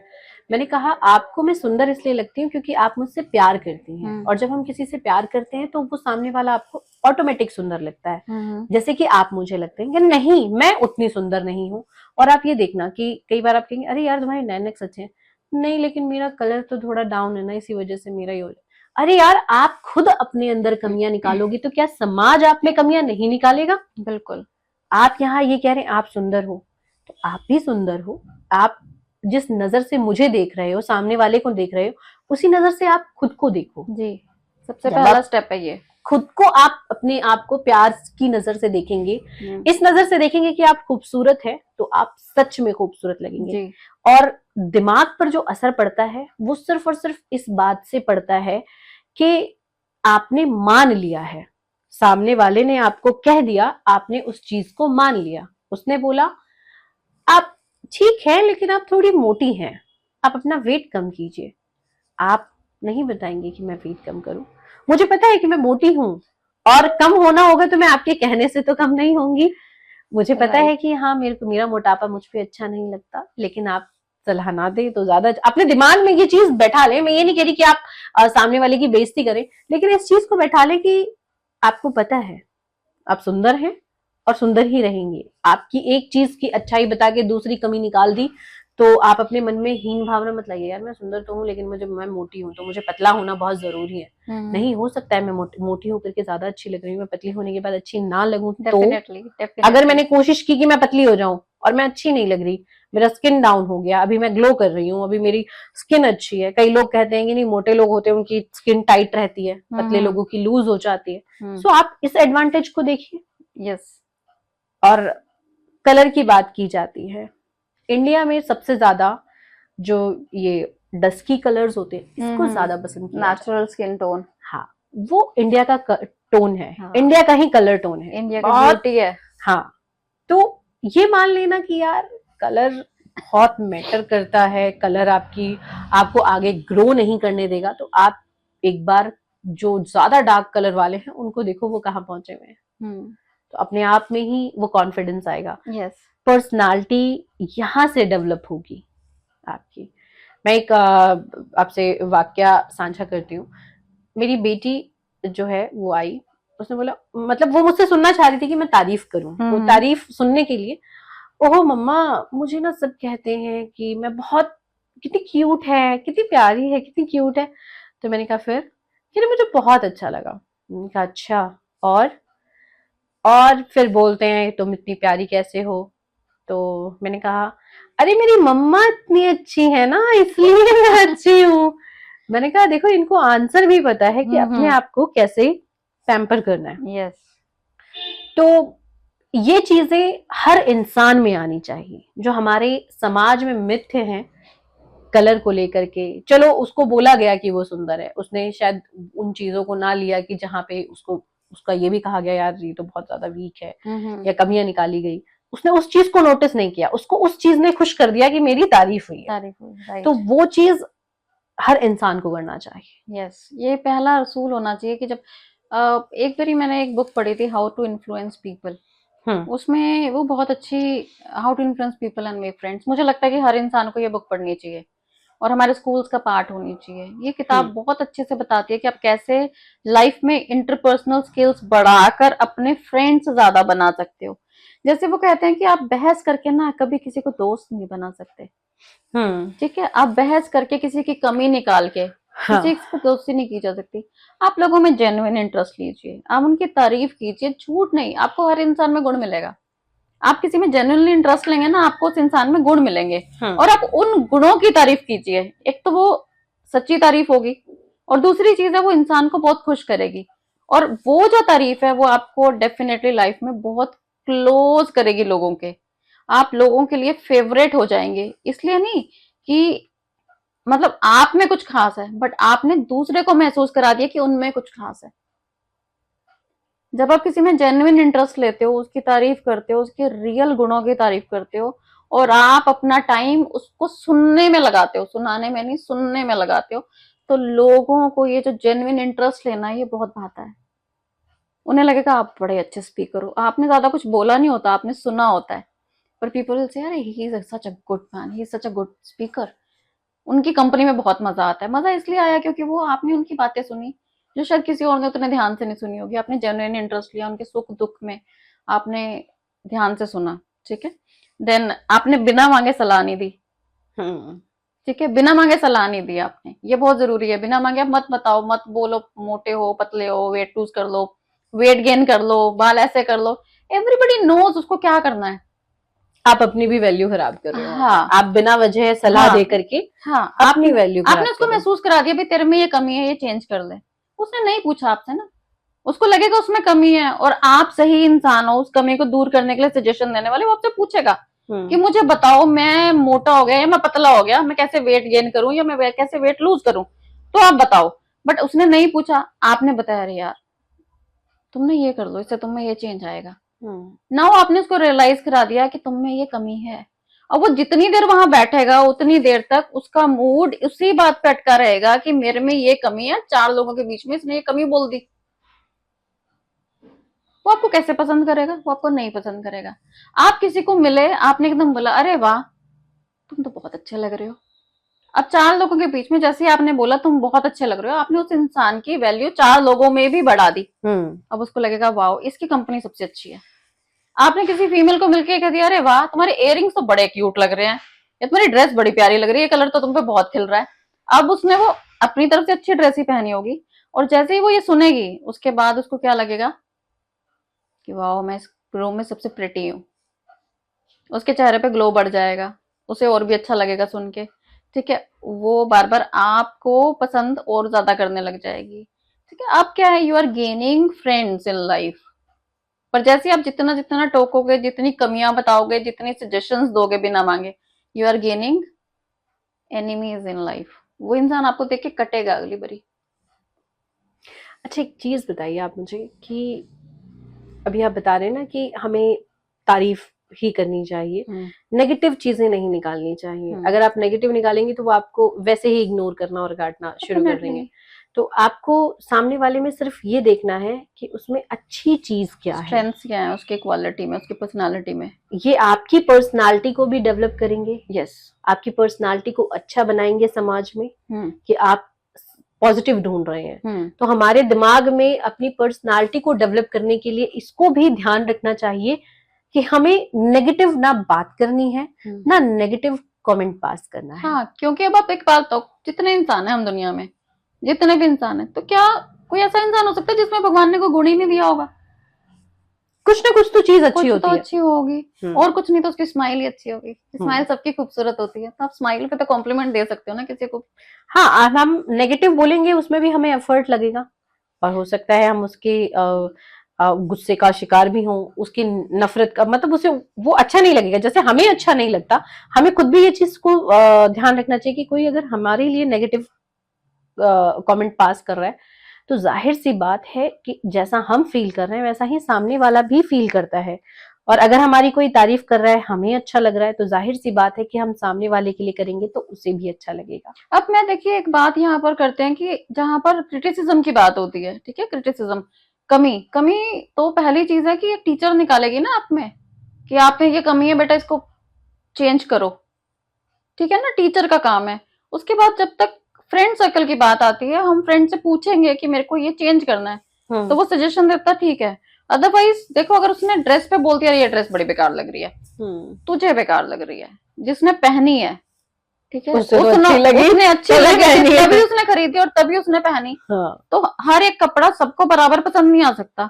सो who are you to tell कि बुरी लग रही है, अंटिल वो इतनी अटपटी लग रही है कि वो शायद उसको हास्य का पात्र बना रही है, तब भी उसको कहने का तरीका अलग होना चाहिए। उस वक्त नहीं कहना चाहिए, क्योंकि उस वक्त उस फंक्शन में या उस पर्टिकुलर जगह पे तो उसने कॉन्फिडेंस के साथ पहन रखी है, वो उस वक्त उसको क्रिटिसाइज करना, उसके कॉन्फिडेंस को कम करना है।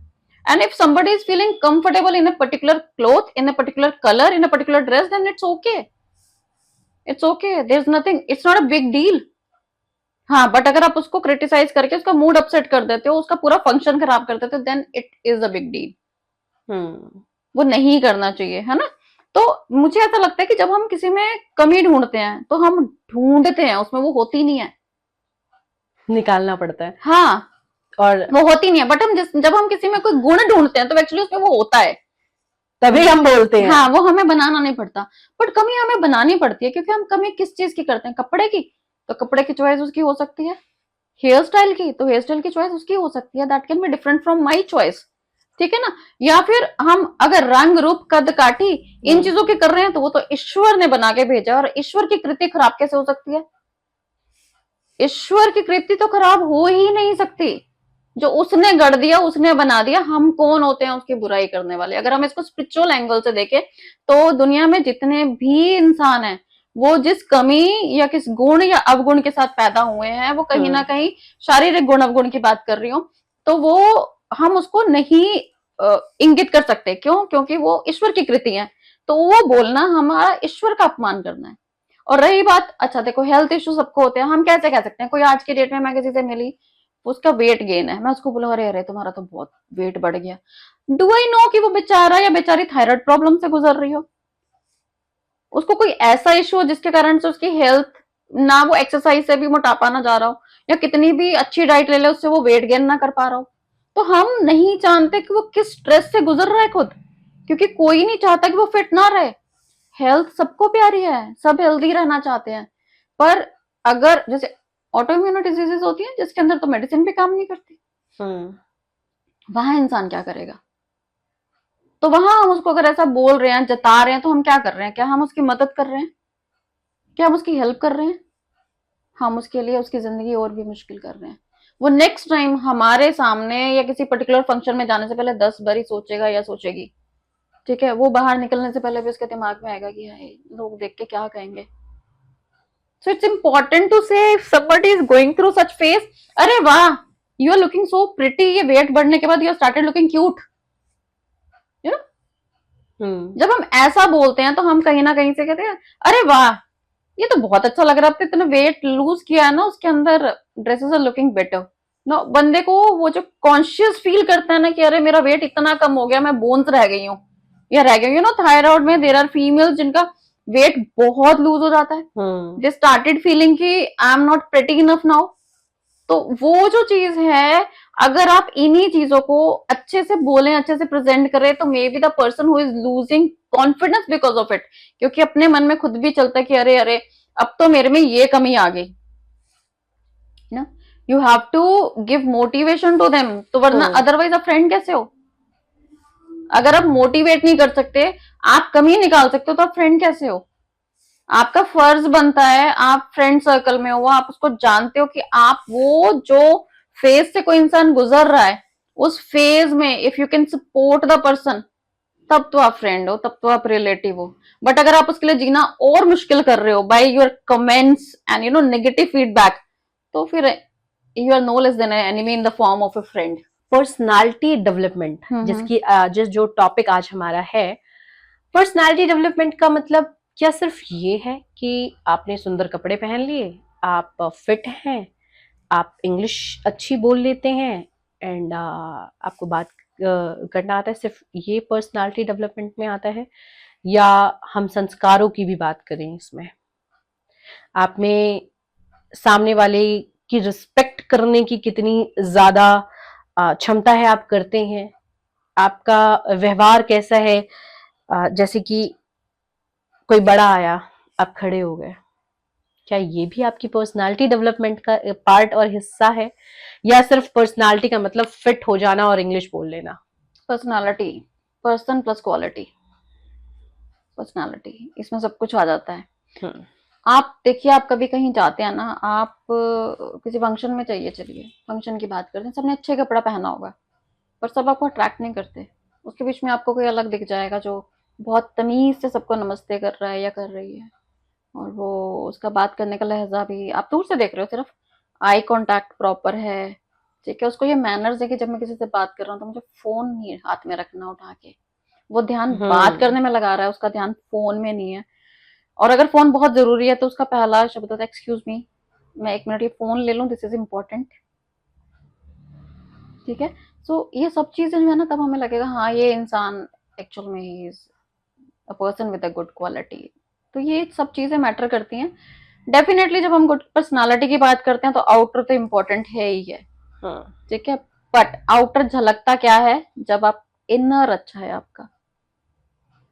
आपका इनर अच्छा है। आप किसी को एक बार दो बार सिर्फ अच्छा बोलकर कितना इंप्रेस कर लोगे, अगर आप में क्वालिटीज नहीं है, अगर आप स्माइल देना नहीं जानते, अगर आप दूसरों को रिस्पेक्ट देना नहीं जानते, अगर आप हर किसी को अपने से छोटा जताकर छोटा दिखाकर जिंदगी जी रहे हैं, तो आप हो सकता है आपके मुंह पे लोग आपकी रिस्पेक्ट करें because of your position and money may be, but आप एक्चुअल में जेन्युइन रिस्पेक्ट अर्न नहीं कर सकते। जब हम स्टूडेंट्स को बताते हैं पर्सनालिटी, तो उस वक्त तो हम खैर उनको यही सिखाते हैं कि जब आप किसी से मिलते हो तो फर्स्ट 10 सेकेंड्स में the person decides whether he wants to speak to you और नॉट, या इंटरव्यूज में 10 सेकंड में डिसाइड कर लिया जाता है कि हमें इससे कितना लंबा इंटरव्यू लेना है। 10 से 15 सेकंड में दरवाजे से अंदर एंटर होने से लेकर गुड मॉर्निंग सर मैम कहकर बैठने तक में बहुत कुछ जज कर लिया जाता है, जिसे हम बॉडी लैंग्वेज कहते हैं, ठीक है। वो कॉन्फिडेंस बता देती है, आपने कैसे ग्रीट किया वो बता देती है, आपका आई कांटेक्ट कैसा है वो बता देती है। बट जब हम पर्सनल रिलेशनशिप्स की बात करते हैं, हम फंक्शंस की बात करते हैं, वहां पर अगर हम अच्छी पर्सनालिटी की बात करेंगे तो कपड़े तो सभी ने अच्छे पहने होते हैं। एक फंक्शन में कोई भी खराब कपड़े पहन के नहीं जाएगा, everybody goes there with their best.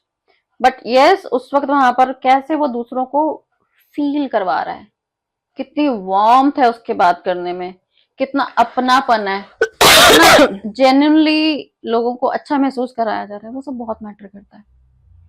तो पर्सनालिटी डेवलपमेंट में अब कई लोग ऐसे होते हैं जो ये कहते हैं कि अरे क्या हो गया, मैंने ऐसे कपड़े पहने हैं, कोई मैटर नहीं करता, मेरे अंदर क्वालिटी है। तो क्या इससे भी चल जाएगा कि आपकी पर्सनालिटी डेवलप है? देखो क्वालिटी तब तक, अब जैसे अब बहुत फेमस पर्सनालिटी है कोई, जो फेमस बिजनेसमैन है, उनको तो सब जानते हैं ना, वो कुछ भी पहनेंगे तो वो मैटर नहीं करता। बट हमारे जैसे लोग जिन्हें ज्यादा लोग नहीं जानते, वो कहीं भी जाएंगे तो कम से कम हमारा फर्स्ट इंप्रेशन तो हमारे कपड़े ही है। और फर्स्ट व्यक्ति को इंप्रेशन, जज नीचे मानी जूतों से किया हाँ जाता जो, है। तो ये हमारा ये फर्स्ट कहते हैं इंप्रेशन कि था। हाँ, सबसे पहले इंसान आपके पैरों की तरफ देखता है, यस, आपके जूते चप्पल जो आप पहन रहे हैं, हाँ, उससे पता चलता है कि आप कहाँ से आ रहे हैं। कहाँ से आ रहे हैं। तो फर्स्ट इंप्रेशन तो कहीं ना कहीं से आउटर ही है ना। इंसान जब तक मेरा कोई इंट्रोडक्शन नहीं कराएगा कि ये किसी जगह से क्या बिलोंग करती है, तब तक तो किसी को पता ही नहीं मैं कौन हूँ, मैं क्या हूँ। तो वहां तो मेरा जो इंप्रेशन है वो मेरे बाहर के कपड़े और मेरी लुक्स यही सब कैरी करेंगे। उसके बाद पता लगता है जब हम बात करने लगते हैं किसी से कि हम क्या करते हैं, हमारे अंदर क्या गुण है, क्या टैलेंट है, हम टैलेंट रखते भी हैं कि नहीं रखते। हो सकता है जब मैं खुद को बहुत टैलेंटेड फील करती हूँ, मैं किसी ऐसी जगह जाऊं जहां सब मुझसे बहुत ही ज्यादा टैलेंटेड और मैं कुछ भी ना हो, तब वहां तो फिर कोई मायने ही नहीं कोई रखता। मायने नहीं रखता, ठीक है ना। तो ये तो वक्त की बात है। हो सकता है मैं कहीं ऐसी जगह हूँ जहाँ सब मुझसे कम टैलेंटेड है, हो सकता है मैं कहीं ऐसी जगह हूँ जहाँ पर सब मुझसे बहुत ही ज्यादा टैलेंटेड है। वहां पर मैं सिर्फ चुप करके सुन सकती हूँ, वहां मैं कुछ नहीं बोल सकती, क्योंकि वहां बोलना अपना अपमान कराना होगा। मैं वहां सुन सकती हूँ, उनसे सीख सकती हूँ, क्योंकि वहां पर जो नदिया की धारा है वो ऊंची है और मैं नीची हूँ, तो मुझे बर्तन भर के लाना है, ठीक है ना, मुझे उड़ेलना नहीं है। तो जहां हम भरने जा रहे हैं वहां पर तो कहीं ना कहीं हर जगह पहला इंप्रेशन तो हमारी आउटर पर्सनालिटी है, जो बहुत जरूरी है। कि हमने महंगे कपड़े जरूरी नहीं है, बट साफ कपड़े, प्रेस कपड़े, आयरन होने चाहिए, ठीक है, वक्त के हिसाब से होने चाहिए। अगर हम फॉर्मल ओकेजन पे जा रहे हैं तो वो फॉर्मल कपड़ा होना चाहिए। कंपनी मीटिंग्स हैं तो it should be a very formal dress. Function है तो उसमें फंक्शन के हिसाब से कपड़े होने चाहिए। वहां पर अंडर स्टेटमेंट नहीं होनी चाहिए कि आपने ऑफिस के टाइप का अटायर एक प्राइवेट फैमिली फंक्शन में पहन लिया, वो भी सूट नहीं करता, ठीक है ना। तो ओकेजन के हिसाब से, जगह के हिसाब से कैरी करना वो हमारी फर्स्ट रिस्पॉन्सिबिलिटी बन जाती है, और वहां पर उस हिसाब से सबको सम्मान देना, इज्जत देना, बात करनी है। एंड यस, डेफिनेटली इंग्लिश कहीं ना कहीं मैटर करती है आजकल। आपको इंग्लिश का ज्ञान होना चाहिए, क्योंकि फैमिली फंक्शंस में तो खैर आप नहीं भी बोलेंगे तो चलेगा, क्योंकि वो तो घर परिवार का माहौल होता है। बट अगर आप ऑफिशियल फंक्शंस में जाते हैं, वहां पर हमारी इंग्लिश एक तरह से फर्स्ट लैंग्वेज बन चुकी है, और हम ना भी चाहें तब भी लोग जज करते हैं हमें लैंग्वेज की नॉलेज के हिसाब से, है ना, जज करते कि हैं। आप कितने स्मार्ट हैं। हाँ, अगर कोई इंग्लिश में 2 लाइन भी बोल रहा है बहुत फ्लुएंटली, तो हमें क्या लगेगा कि भाई बड़ा पढ़ा लिखा है, भले बाद में पता लगे कि वो उसके पास एजुकेशन नहीं है, 10th पास भी नहीं है, हाँ, लेकिन इंग्लिश अच्छी है, अरे हाँ, बहुत पढ़ा लिखा, पढ़ा बहुत लिखा। और समझदार आदमी हाँ, है। कोई ऐसा है जिसने काफी डिग्रीज ले रखी है, बट अगर वो प्रेजेंट नहीं कर पा रहा, तो उसे वो लगे कि अरे अरे इसको कुछ ज्यादा आता नहीं है, चलो इसको छोड़ो, ये तो हाँ, ये गलत है, इसको भी हम ये कहेंगे ये फर्स्ट इंप्रेशन, रॉन्ग इंप्रेशन हो गया यहाँ पे, हमें गलत लग गया। बट हाँ, हमारी सोसाइटी ऐसी हो गई है, हम उसको चेंज नहीं कर सकते अभी ना। तो हमें क्या करना पड़ेगा, हमें अपने आप को वैसा प्रेजेंट करने के लिए वो चीज सीखनी पड़ेगी। और सीखना कोई भी चीज गलत नहीं होती, भले वो लैंग्वेज है, अगर इस लैंग्वेज से हमें रिस्पेक्ट मिल रही है तो कोई बात नहीं, सीख लेते हैं, इसमें क्या हो गया। हमें दौर के साथ चलना दौर के चाहिए। साथ चलना चाहिए, इसमें क्या हो गया। आज देखो, पहले हम धोती कुर्ता पहनते थे ना, हमारे देश का परिधान था। अभी भी हम कहते हैं कि हमें अपने परिधान पे गर्व है, हमें अपने देश पे गर्व है, हिंदी भाषा पे गर्व है। पर अब जब हम मीटिंग्स में जाते हैं, ऑफिसेज में जाते हैं, तो धोती कुर्ते में तो नहीं जा सकते ना। तो वहां पर ट्राउजर शर्ट, हम फॉर्मल ड्रेस पहनते हैं। तो उससे क्या हम अपने देश का अपमान कर रहे हैं? नहीं। वो एक वो एक पहनावा बन गया है, ऑफिस का कंफर्ट ड्रेस है एक तरह से। उसमें हम आराम से काम कर सकते हैं, या कह लो कि एक चलन आ गया है कि उसको ही फॉर्मल ड्रेस माना जाता है, लोग पहन रहे हैं, तो उसमें कोई गलत नहीं है, उसको गलत नहीं कह सकते।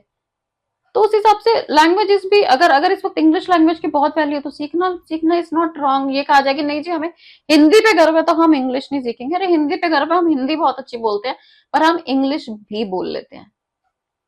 अच्छा, एक अभी इंडिया में बहुत ज्यादा चलन चला है मोबाइल में गेम खेलना, गेमिंग और स्क्रीन की लत लग जाना। जी। इसके संदर्भ में बहुत सी चीजें बोली जाती हैं कि ये ठीक नहीं है, और ये भी आपकी पर्सनालिटी पर असर डालती है। तो बहुत। किस तरीके से असर डालती है, और इसका गेमिंग पर्सन होने का समाज और पर्सनालिटी पर किस तरह का असर पड़ता है? एक छोटी सी लाइन में बताना चाहूंगी, जो माए अपने बच्चों को 1.5-2 साल की उम्र में या 6 महीने के बाद से गेम मोबाइल पकड़ा देते हैं, उनके बच्चे बोलना लेट शुरू कर रहे हैं, मोटर स्किल्स डेवलप नहीं हो रहे उनके। डॉक्टर्स आर गिविंग वार्निंग्स कि मत दो अपने बच्चों को, क्योंकि उसकी आंखें ग्लूड हैं सिर्फ वो स्क्रीन पे। अभी वो बच्चा गेम खेलने के लायक नहीं हुआ, पर जो बच्चे उसके लिए सोचो, तो वो लाइट जल रही है और वो देखना है। हाँ, वो ग्लू है, उसकी आई साइट पे तो जो असर हो रहा है वो एक फिजिकल चेंज है, बट उसकी मेंटल ग्रोथ पे फर्क पड़ रहा है। वो जो स्टिमुलेशन उसको घूम फिर के, खेल के, गिर के, खड़े होके, काम करके मिल रही थी, वो बिल्कुल खत्म हो गई है। तो वो जो बच्चा बड़ा हो रहा है धीरे धीरे, और वो गेम खेलने जब लग रहा है, वो उसका ब्रेन डेवलप ही नहीं हो रहा किसी तरफ, वो सिर्फ और सिर्फ गेम खेल रहा है। तो उसका इस इतना नुकसान है जिसे आप शब्दों में बयान ही नहीं कर सकते। उसे कुछ नहीं सोच रहा, वो खाना नहीं खा रहा, वो गेम में इस हद तक लगा हुआ है। और जो बच्चा खाने की तरफ भी ध्यान नहीं दे रहा, भूख एक ऐसी चीज है जो बहुत नेचुरल रिक्वायरमेंट है हमारी, तो ब्रेन इस हद तक गेम में खो जाता है कि उसको भूख नहीं लग रही। और कई बार ऐसा होता है कि हम माँ कोशिश ये करती है कि बच्चे को स्क्रीन दिखा के खाना खिला देती है। हाँ, क्या वो खाना उस तरीके से असर कर रहा है? उस तरीके से अगर उस वक्त असर भी कर रहा हो, मान लो एक बार को, बट वो धीरे धीरे उसका भूख की तरफ से ध्यान ही हट रहा है। आपके बच्चे का अगर ब्रेन ही डेवलप नहीं होगा, तब उसको कहाँ लेकर जाओगे डेवलपमेंट में। कई ये शिकायत करते हैं कि बिना मोबाइल के तो हमारा बच्चा खाना ही नहीं खाता। तो आदत किसने डाली?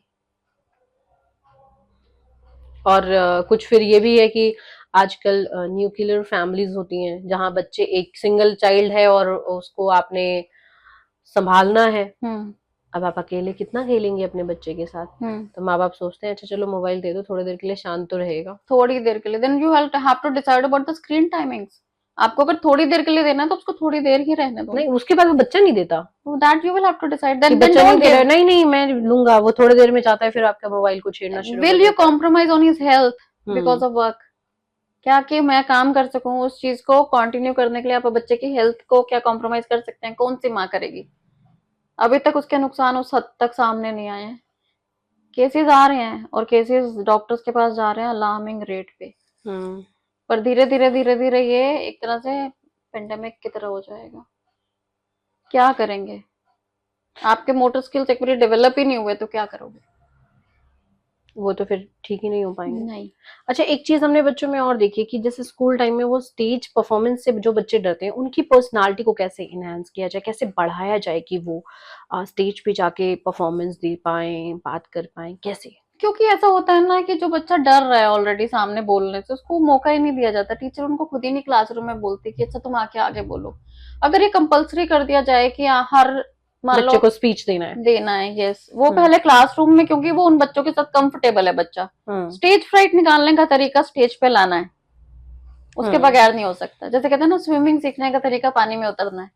आप किनारे पे खड़े होकर स्विमिंग नहीं सीख सकते। तो स्टेज फ्राइट का तरीका है, उसको दूर करने का तरीका है स्टेज पे लाना। तो ये चीज होनी चाहिए कि रोज एक बच्चे की प्रेजेंटेशन होनी चाहिए, रोज। आज एक की है, मान लो roll number 1, next day roll number 2, then 3, then 4, then 5। हर बच्चा स्पीच नहीं दे सकता, तो आप कुछ और कर सकते हो। आप उसको सामने खड़ा करके आप उसके बारे में क्वेश्चंस पूछ सकते हो ना, आपका नाम, आपकी फैमिली में कौन कौन है। ऐसे धीरे धीरे धीरे धीरे करके छोटी छोटी चीजों से क्या होता है कि एक बार स्टेज पे खड़े होने की जो आदत पड़ जाती है, तो वो चीज मन से निकल जाती है कि अरे मुझे इतने बच्चे देख रहे हैं, मैं क्या बोलूं। तो उसके लिए टेक्निक्स देखो कहीं ना कहीं टीचर्स को ही ढूंढनी पड़ेंगी, क्योंकि आप एक दिन में ये उम्मीद नहीं कर सकते बच्चे को कि चलो ये याद करो और कल स्टेज पे खड़े होकर बोल दो। You will have to make it a habit. आपको इसकी आदत डालनी पड़ेगी। आदत कैसे डलेगी? अब मेरे को पता है मेरी क्लासरूम में 10 बच्चे हैं, ठीक है, 10 में क्या क्या क्वालिटीज है मैं 1 महीने में समझ जाऊंगी कौन किस चीज में अच्छा है। अब मुझे लगता है कोई बच्चा कुछ भी नहीं बोल सकता, वो बहुत इंट्रोवर्ट है। इंट्रोवर्ट बच्चे कुछ नहीं बोलना पसंद करते ना, वो चुप ही रहेंगे। तो उसका तरीका ये है, उसको सामने खड़ा करो, यस नो के क्वेश्चंस पूछ लो, कौन सा कलर पसंद है तुम्हें। अब वो लंबे आंसर्स नहीं दे सकता ना, लंबी चीज नहीं बोलेगा, छोटे तो देगा, छोटा तो बोलेगा। धीरे धीरे धीरे धीरे यही हैबिट आप चेंज कर सकते हो, थोड़े से बड़े क्वेश्चंस, फिर देन थोड़ा सा पैराग्राफ, थोड़ी सी स्पीचेस या सम कोई पोएम या एक रोल प्ले आप करवा सकते हो। 2 स्टूडेंट उसके साथ उसके फ्रेंड को खड़ा कर दिया, देन एक रोल प्ले आप एनेक्ट करवा सकते हो। तो इस तरह से क्या होता है कि ये सब टेक्निक्स होती हैं जिसके थ्रू हम बच्चे को कॉन्फिडेंट कर सकते हैं। It's not difficult, it's very easy. आप में सिर्फ विलिंगनेस होनी चाहिए बच्चे पे मेहनत करने की, willing to work upon a child. Every child is precious, every child is talented. सब बच्चों में गुण है, पर वो गुण एनहांस करना, उसको पॉलिश करना, उसको निखारना, वो तो देखो हमें एज ए सोसाइटी करना पड़ता है, एज ए टीचर करना पड़ता है। कि हम ऐसा क्या करें कि बच्चा हमारा हाँ, बच्चा खुद नहीं कर पाएगा। अच्छा, एक चीज आपने देखा है कि अगर पहले की बात करें तो लोग सुसाइड और डर जैसी जो चीजें होती थी वो पहले लोगों में बहुत कम थी, कि इस डर की वजह से सुसाइड कर लेते हैं, समाज में बेइज्जती हो रही है तो सुसाइड कर लेते हैं। अभी आपने केसेस भी देखा होगा सुशांत सिंह राजपूत का, पता ही नहीं चला कि हुआ क्या, बट सुसाइड। क्योंकि जाहिर सी बात है कि एक व्यक्ति पंखे से लटक रहा है तो किस जगह पे उस चीज का प्रेशर पड़ता है कि आदमी इस तरह की चीजें कर रहा है। और अब आजकल के समय में ज्यादा हो रहा है सुसाइड।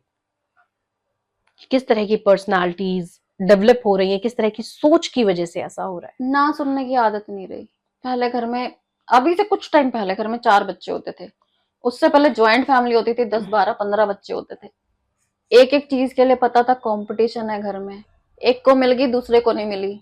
वो बचपन में आ गई आदत कि हाँ मुझे हो सकता है ना मिले चीज, कॉम्प्रोमाइज करना पड़े, एडजस्टमेंट करनी पड़े। घर में बच्चे एक दूसरे को छेड़ रहे हैं, तंग कर रहे हैं, कोई मेरी जगह है, हाँ, मेरी जगह से साइड है। आपको survival of the fittest, fight करना, ये सब कुछ आप उसके लिए तैयार हो। अब एक बच्चा या 2 बच्चे हैं, ज्यादातर एक बच्चा। घर में तो माँ बापों के लिए वो महाराजा है या महारानी है, लाड में पाल रहे हैं, किसी चीज से मना नहीं कर रहे, ठीक है। स्कूल्स भी ऐसे भेजे जा रहे हैं जहां पर वो बहुत पैम्पर्ड किए जाते हैं। आप आजकल के प्ले स्कूल्स देख लीजिए, इंफ्रास्ट्रक्चर हैं, बच्चे वहां पर जाते हैं, उन्हें बहुत अच्छा लगता है। पहले बच्चे रोते थे स्कूल जाते हुए, आजकल बच्चे बहुत खुश होते हैं कि वहाँ इतना कुछ है। उनके लिए डिज्नीलैंड जैसा सेटअप तैयार कर दिया जाता है, बच्चे बहुत खुश होते हैं। फिर एक टाइम आता है जहां पर रियलिटी ऑफ लाइफ सामने आती है, जहां पर उन्हें कुछ चीजों के लिए ना सुननी पड़ती है, जैसे वो रिलेशनशिप्स में आने लगते हैं, एक टीनेज, ठीक है, जहां पर the other person has the choice to say no, right. अब वो उसकी पर्सनालिटी वैसी बनी ही नहीं कि वो एक्सेप्ट कर सके कि मुझे किसी चीज से मना किया जा रहा है। या हो सकता है मार्क्स में ही वॉज नॉट रेडी और she was not ready to get a B grade, always wanted only A grade, top marks.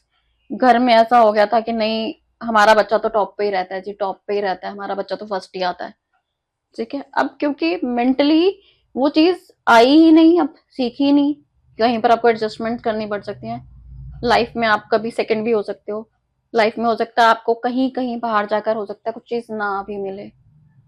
तो इस चीज का इतना प्रेशर होता है कि इंसान सुसाइड तक करने की सोच रखता है, एक्सेप्टेंस नहीं है। यस, मन कच्चा है, मन एक्सेप्ट नहीं कर रहा है, ईगो इस हद तक हर्ट हो गया कि कुछ समझ नहीं आ रहा how to face myself. मुझे चाहिए तो मतलब मुझे चाहिए, अभी तक तो मुझे कभी मना नहीं हुआ था, घर में सब मिल रहा था, ये मिल रहा था, वो मिल रहा था, किसी की इतनी वो नहीं हुई कि मुझे मना कर सके। सो ये जो इस तरह की अपब्रिंगिंग है वो हम कल का फ्यूचर एक बहुत इस तरह का बना रहे हैं जहां पर हमारे बच्चों को ना सुनने की आदत है नहीं, they can not face competition, they can not face the outer world. अच्छा, एक चीज और भी है, क्योंकि आप भी बच्चों को पढ़ाती हैं, कोचिंग देती हैं, सो ये सवाल आपसे बहुत जरूरी है जो बनता है कि कोचिंग सेंटर का जो दबाव है बच्चों के ऊपर कि नहीं मार्क्स ज्यादा अच्छे लाने, क्योंकि जिनको हम बच्चे पढ़ाने के लिए भेज रहे हैं उनपे प्रेशर बनाते हैं, अरे इनके पास तो बच्चा बहुत अच्छे मार्क्स लेके आता है, तो वो जो एक टीचर का प्रेशर, जो कोचिंग सेंटर का जो टीचर है उसका जो प्रेशर बच्चे पे पड़ता है, वो किस तरीके से बच्चे की पर्सनालिटी को मतलब नुकसान पहुंचा देता है या आपके अकॉर्डिंग बढ़ा देता है? डिपेंड करता है कैसे पढ़ाया जा रहा है, उसको क्या एटमॉस्फेयर दिया जा रहा है, उसके ऊपर सिर्फ प्रेशर डाला जा रहा है या उसकी, वो कहते हैं ना, unleashing the personality, unleashing the magic of a person, या उसकी क्वालिटीज देख के उसके ऊपर मेहनत की जा रही है, ये सब चीजें मैटर करती है। अगर तो सिर्फ प्रेशर ही है तो वहां पर आकर दबाव ही हुआ ना, वो दबाव तो मन के ऊपर असर करेगा, तो गलत तरीके से असर करेगा। एक अगर आप अनलिश द पर्सनालिटी कर रहे हो, आप the qualities of a person उसको एनहांस कर रहे हो, पॉलिशिंग दे रहे हो, तो उसमें क्या होता है, थोड़ा स्लो होता है, पर बच्चा जो आता है निखर के वो अपनी बेस्ट क्वालिटीज एनहांस कर देता है। अपना वो बेस्ट क्वालिटीज एनहांस करेगा, जो क्वालिटी उसमें नहीं है या जो स्किल सेट उसमें नहीं है, उसके ऊपर अगर एक्सपेक्ट किया जाए कि वहां पर वो बहुत अच्छा परफॉर्म करे, तो वो भी नहीं करेगा ना। यहाँ क्या हम बात करते हैं कि जो उसका स्किल सेट है, जो उसमें नेचुरल टैलेंट है, जो उसमें क्वालिटीज है, हम उसको पॉलिश करें। ठीक है, तो अगर तो उस तरह के कोचिंग सेंटर में जहां पर इन चीजों पे मेहनत की जा रही है, तब तो बच्चा कुछ ना कुछ बन के निकल आएगा।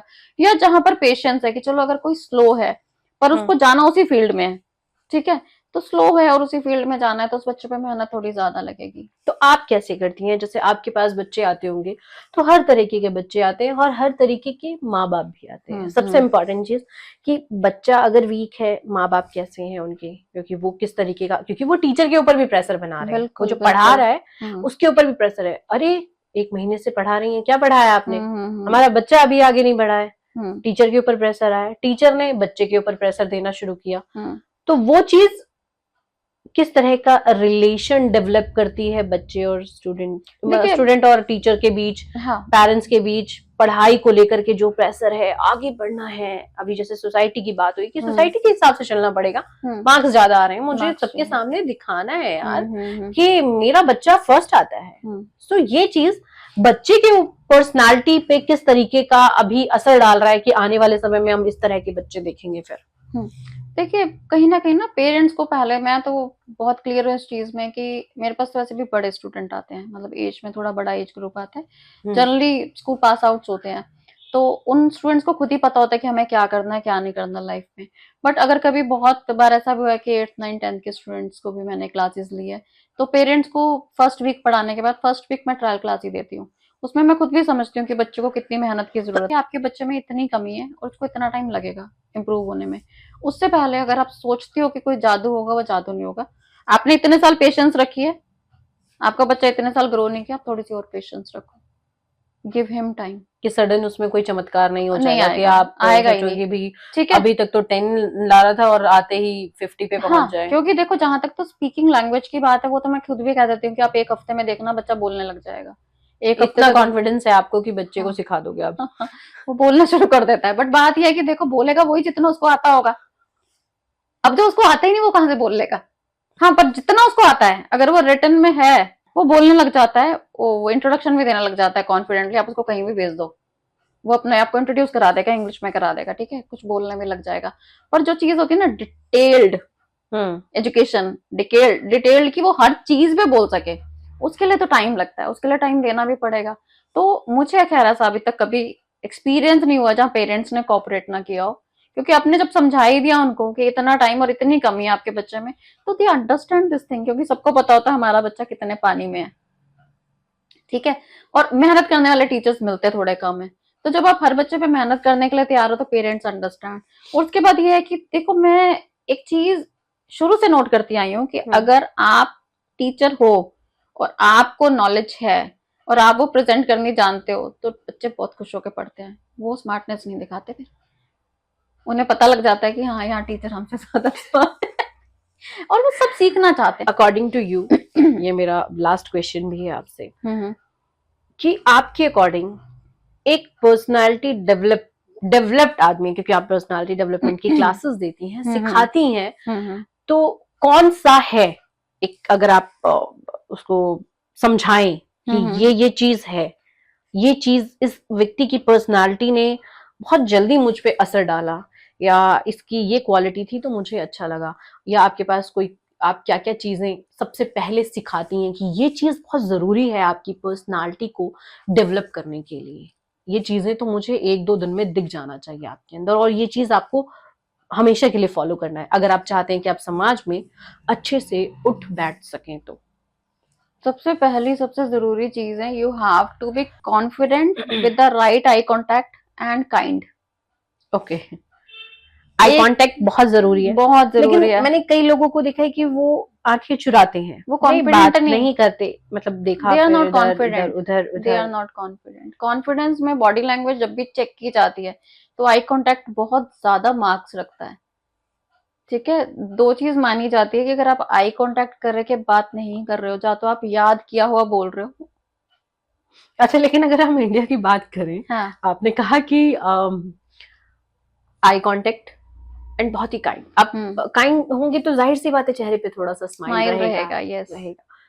किसी लड़की ने किसी लड़के को देखकर आई कांटेक्ट बनाया और स्माइल देकर करके बात की, तो इंडिया में उसको क्या समझा बट जाएगा? अगर आप ऑफिस में हो तो आपको आई कांटेक्ट बना के ही बात करनी पड़ेगी। हम पर्सनल की बात नहीं कर रहे हैं। पर्सनालिटी अगर डेवलप की बात है तो जाहिर सी बात है कि वो हर चीज में, हर जगह पे उस चीज को फॉलो करेगा। हाँ, तो कि आई कांटेक्ट बनाना फर्स्ट जरूरी है। नहीं तो देखना पड़ेगा जो सामने वाली पार्टी है वो बात करने लायक है या नहीं है।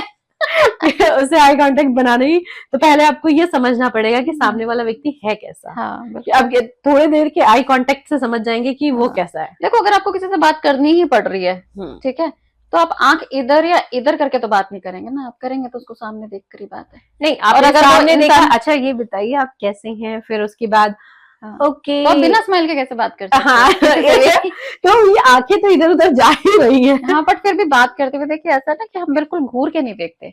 आई कांटेक्ट का मतलब बिल्कुल घूर के आपने देखना कोई भी नहीं बात होता। बोली तो उसको आप एक्सप्लेन करने के लिए, हाँ, समझाने के लिए कि देखिए ये चीज ऐसे है, आप जब आप आई कांटेक्ट बनाते हैं तो वो विश्वास बढ़ जाता है। आत्मविश्वास जो होता है वो आई कांटेक्ट से ही दिखता है। आंख चुराने से आत्मविश्वास, जिसमें भी देखो कॉन्फिडेंस की कमी है, वो स्टेज पे खड़ा होगा तो आंख नीचे करके ही स्पीच देगा, वो सामने नहीं देख पाएगा। अब उसका आई कांटेक्ट उन 100 लोगों से, 150 लोगों से नहीं है ना, वो सबके साथ आई कांटेक्ट हाँ, बना रहा है। हाँ, तो और वो एक लिमिटेड टाइम के लिए, हाँ, कि भाई ये नहीं क्योंकि अगर पूरी भीड़ में एक ही व्यक्ति को वो देखकर आई कांटेक्ट बना रहा है तो इसका मतलब ये कि और सारे लोग फिर ऐसे ही हैं। तो उसको भी हम आई कांटेक्ट ही बोलते हैं, जबकि वो किसी को नहीं देख रहा और वो सबको देख रहा है। ठीक है, तो ये तो सबसे पहली सबसे जरूरी चीज है, आई कांटेक्ट होना। ये हमारे कॉन्फिडेंस को बताता है। ठीक है, तो आप में इतना तो सबसे पहले जरूरी है कि आप इतने कॉन्फिडेंट कब हो सकते हो, जब आप रोज खुद को शीशे में देख के खुद से आई कांटेक्ट बनाकर ये बोल सको, actually I am growing every day. नहीं, मैंने ये चीज देखी है कि मुझे भी खुद इस चीज का सामना करना पड़ा है, क्योंकि मेरी एक आदत बहुत बेकार है कि मैं आई कांटेक्ट बना के ही बात करती हूँ। ये शायद मेरी पर्सनालिटी में शुरू से ही है, क्योंकि आप जर्नलिस्ट है ना। हाँ, तो मुझे अरे आप तो आंखें नजरों से नजरें मिलाकर बात करती हैं, ज्यादा नजरें ना मिलाया करो, प्यार हो जाता है लोगों को। मतलब लोग इस तरीके की चीजें भी पास करते हैं। मुझे लगा शायद मुझ पे कमी है, मैं नजरें मिला के बात करती हूँ। उनमें कमी है, they are not understanding the right. कि अगर आप इंग्लिश में महारत हासिल करना चाहते हो तो पहले थैंक यू और सॉरी सबसे ज्यादा बोलना सीख लो। आप उनको देखिए, वो आप भी टकराएंगे उनसे तो वो सॉरी बोल जाते हैं। नहीं नहीं, लेकिन इंडिया में ये चीज नहीं है। इंडिया में अरे अंग्रेज चले गए, ये दो छोड़ गए, थैंक यू और सॉरी। वो ये कौन लोग बोलते हैं? माफ कर दीजिए, गलती हो गई। ये कौन लोग बोलते हैं? बहुत सी चीजें। हम हर वो इंसान जो ये बोलता है वो अपने बच्चों को अब्रॉड भेजना चाहता है। क्यों भेजना चाहता है? रहने के लिए नहीं भेजना चाहेगा तो एजुकेशन के लिए भेजना चाहेगा। तो क्यों भेजना चाहता है? ताकि वो ग्रो कर सके, है ना। और वही प्राउड फील करता है, हमारा बच्चा बहुत अच्छी इंग्लिश बोलता है। पर दूसरे इंसान को ये भी एक तरह से बुलिंग है, पता है। ये भी एक तरह से बुलिंग है। जब कोई इंसान एक लैंग्वेज में बोल रहा है, एक ऐसी लैंग्वेज में जिसमें शायद उसने मेहनत करके सीखी है, जब दूसरा उसको बोलता है कि अच्छा अंग्रेज चले गए, अंग्रेजी छोड़ गए, तू ज्यादा अंग्रेजी मत झाड़, तो ये एक तरह से बुलिंग है। आपने उस बंदे को कॉन्फिडेंट करने के बदले आपने क्या किया? डिमोटिवेट कर दिया कि भैया उसने बहुत बड़ी गलती करी इंग्लिश उसने, सीख के, हाँ कि हाँ इंग्लिश सीखी क्यों, हाँ उसको ये रियलाइज हो रहा है हाँ, कि हाँ, जबकि नहीं, अंदर इंग्लिश से नहीं वो सीखना इंसान हो चाहिए। सकता है उसे जलस फील कर रहा हो कि भैया ये तो बहुत अच्छा बोलने लग गया। हम्म, तो इस तरह के लोगों को जब हम वैल्यू देते हैं या उनकी बात को सीरियसली लेते हैं, तो हम अपने लिए बहुत बड़ी, मतलब अपने लिए प्रॉब्लम ही क्रिएट करते हैं।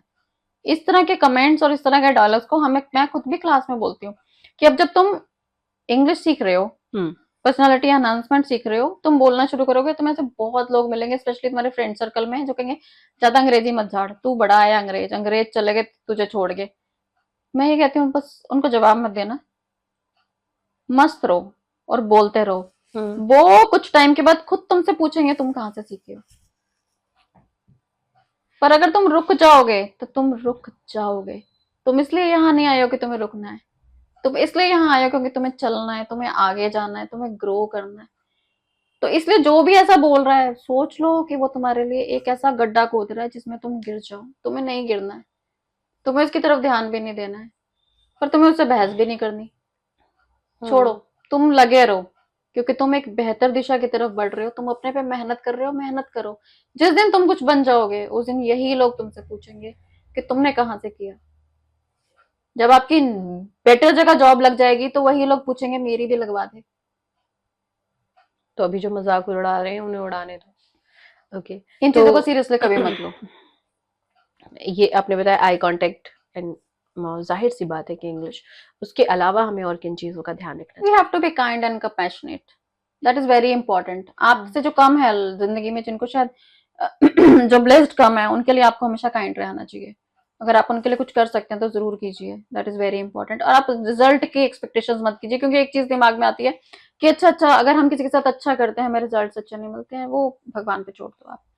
That is very important. एक ना झलकती है, आप अगर अच्छे इंसान हो तो आपकी पर्सनालिटी अलग हो जाती है, आपके चेहरे पे एक अलग तरह की ग्लो कह सकते हैं, या अलग तरह के लुक्स आने लग जाते हैं। आप ज्यादा मैनर्स वाले दिखते हो, आप शांत स्वभाव के हो जाते हो, वो शांति आपके चेहरे पे दिखती है, और वो बहुत जरूरी है, बहुत ही जरूरी है। आपको स्ट्रेस लेवल भी कम होते हैं। कहते हैं कि कहीं पर मैंने पढ़ा था कि जो डिप्रेशन के मरीज होते हैं उनसे कहा जाता है कि आप पे दवा उतनी जल्दी असर नहीं करेगी जितनी जल्दी सोशल वर्क करेगा। तो अगर आप कहीं जाकर सोशल वर्क करते हो तो वो आपको हमेशा ज्यादा बेनिफिट देगा। तो सोचो, सोशल वर्क का प्रभाव इतना पड़ता है कि डिप्रेशन की जो है प्रॉब्लम वो सॉल्व होने लग जाती है, मेडिसिन से भी उतनी जल्दी आराम नहीं आता। तो इसलिए कंपैशनेट होना आपको बहुत बहुत बेहतरीन पर्सनालिटी देता है। ओके, तो ये चीजें बहुत जरूरी हैं, बहुत ज्यादा। अब चलिए शायद लोगों को भी ये चीज समझ में आएगा कि very अपनी hopeful. पर्सनैलिटी डेवलप करने के लिए क्या करना चाहिए। very सबसे hopeful. इम्पोर्टेंट चीज जो ये है, बिना वजह सलाह ना दे। किसी को सलाह की जरूरत नहीं है, हर कोई आज के समय में बहुत ज्यादा एक्सपर्ट है, हर किसी को सब चीजों के बारे में पता है। सो आप अपना ज्ञान देकर अपनी अहमियत कम ना करें, अपनी पर्सनालिटी को डाउन ना करें। बिना वजह आप कभी भी किसी के लिए, अगर आप अपने लिए गलत कमेंट नहीं सुन सकते तो जाहिर सी बात है कि सामने वाला भी नहीं सुन सकता। तो जैसा आप खुद के लिए चाहते हैं वैसा ही सामने वाले के लिए भी तैयार रहिए, वैसा ही करने के लिए तैयार रहिए, तभी आगे फ्यूचर में आप एक अच्छे व्यक्ति कहलाएंगे, तभी आपकी पर्सनालिटी डेवलप कहलाएगी। बाकी आपको हमारा ये जो पॉडकास्ट है वो कैसा लगा आप कमेंट करके बता सकते हैं। And thank you so much Amarpreet ji, आपने अपना कीमती समय दिया, अपने विचार हमारे साथ, हमारे चैनल के साथ साझा किए। थैंक्स टू यू, उसके लिए आपका बहुत बहुत धन्यवाद। Thank you very much. Thank you.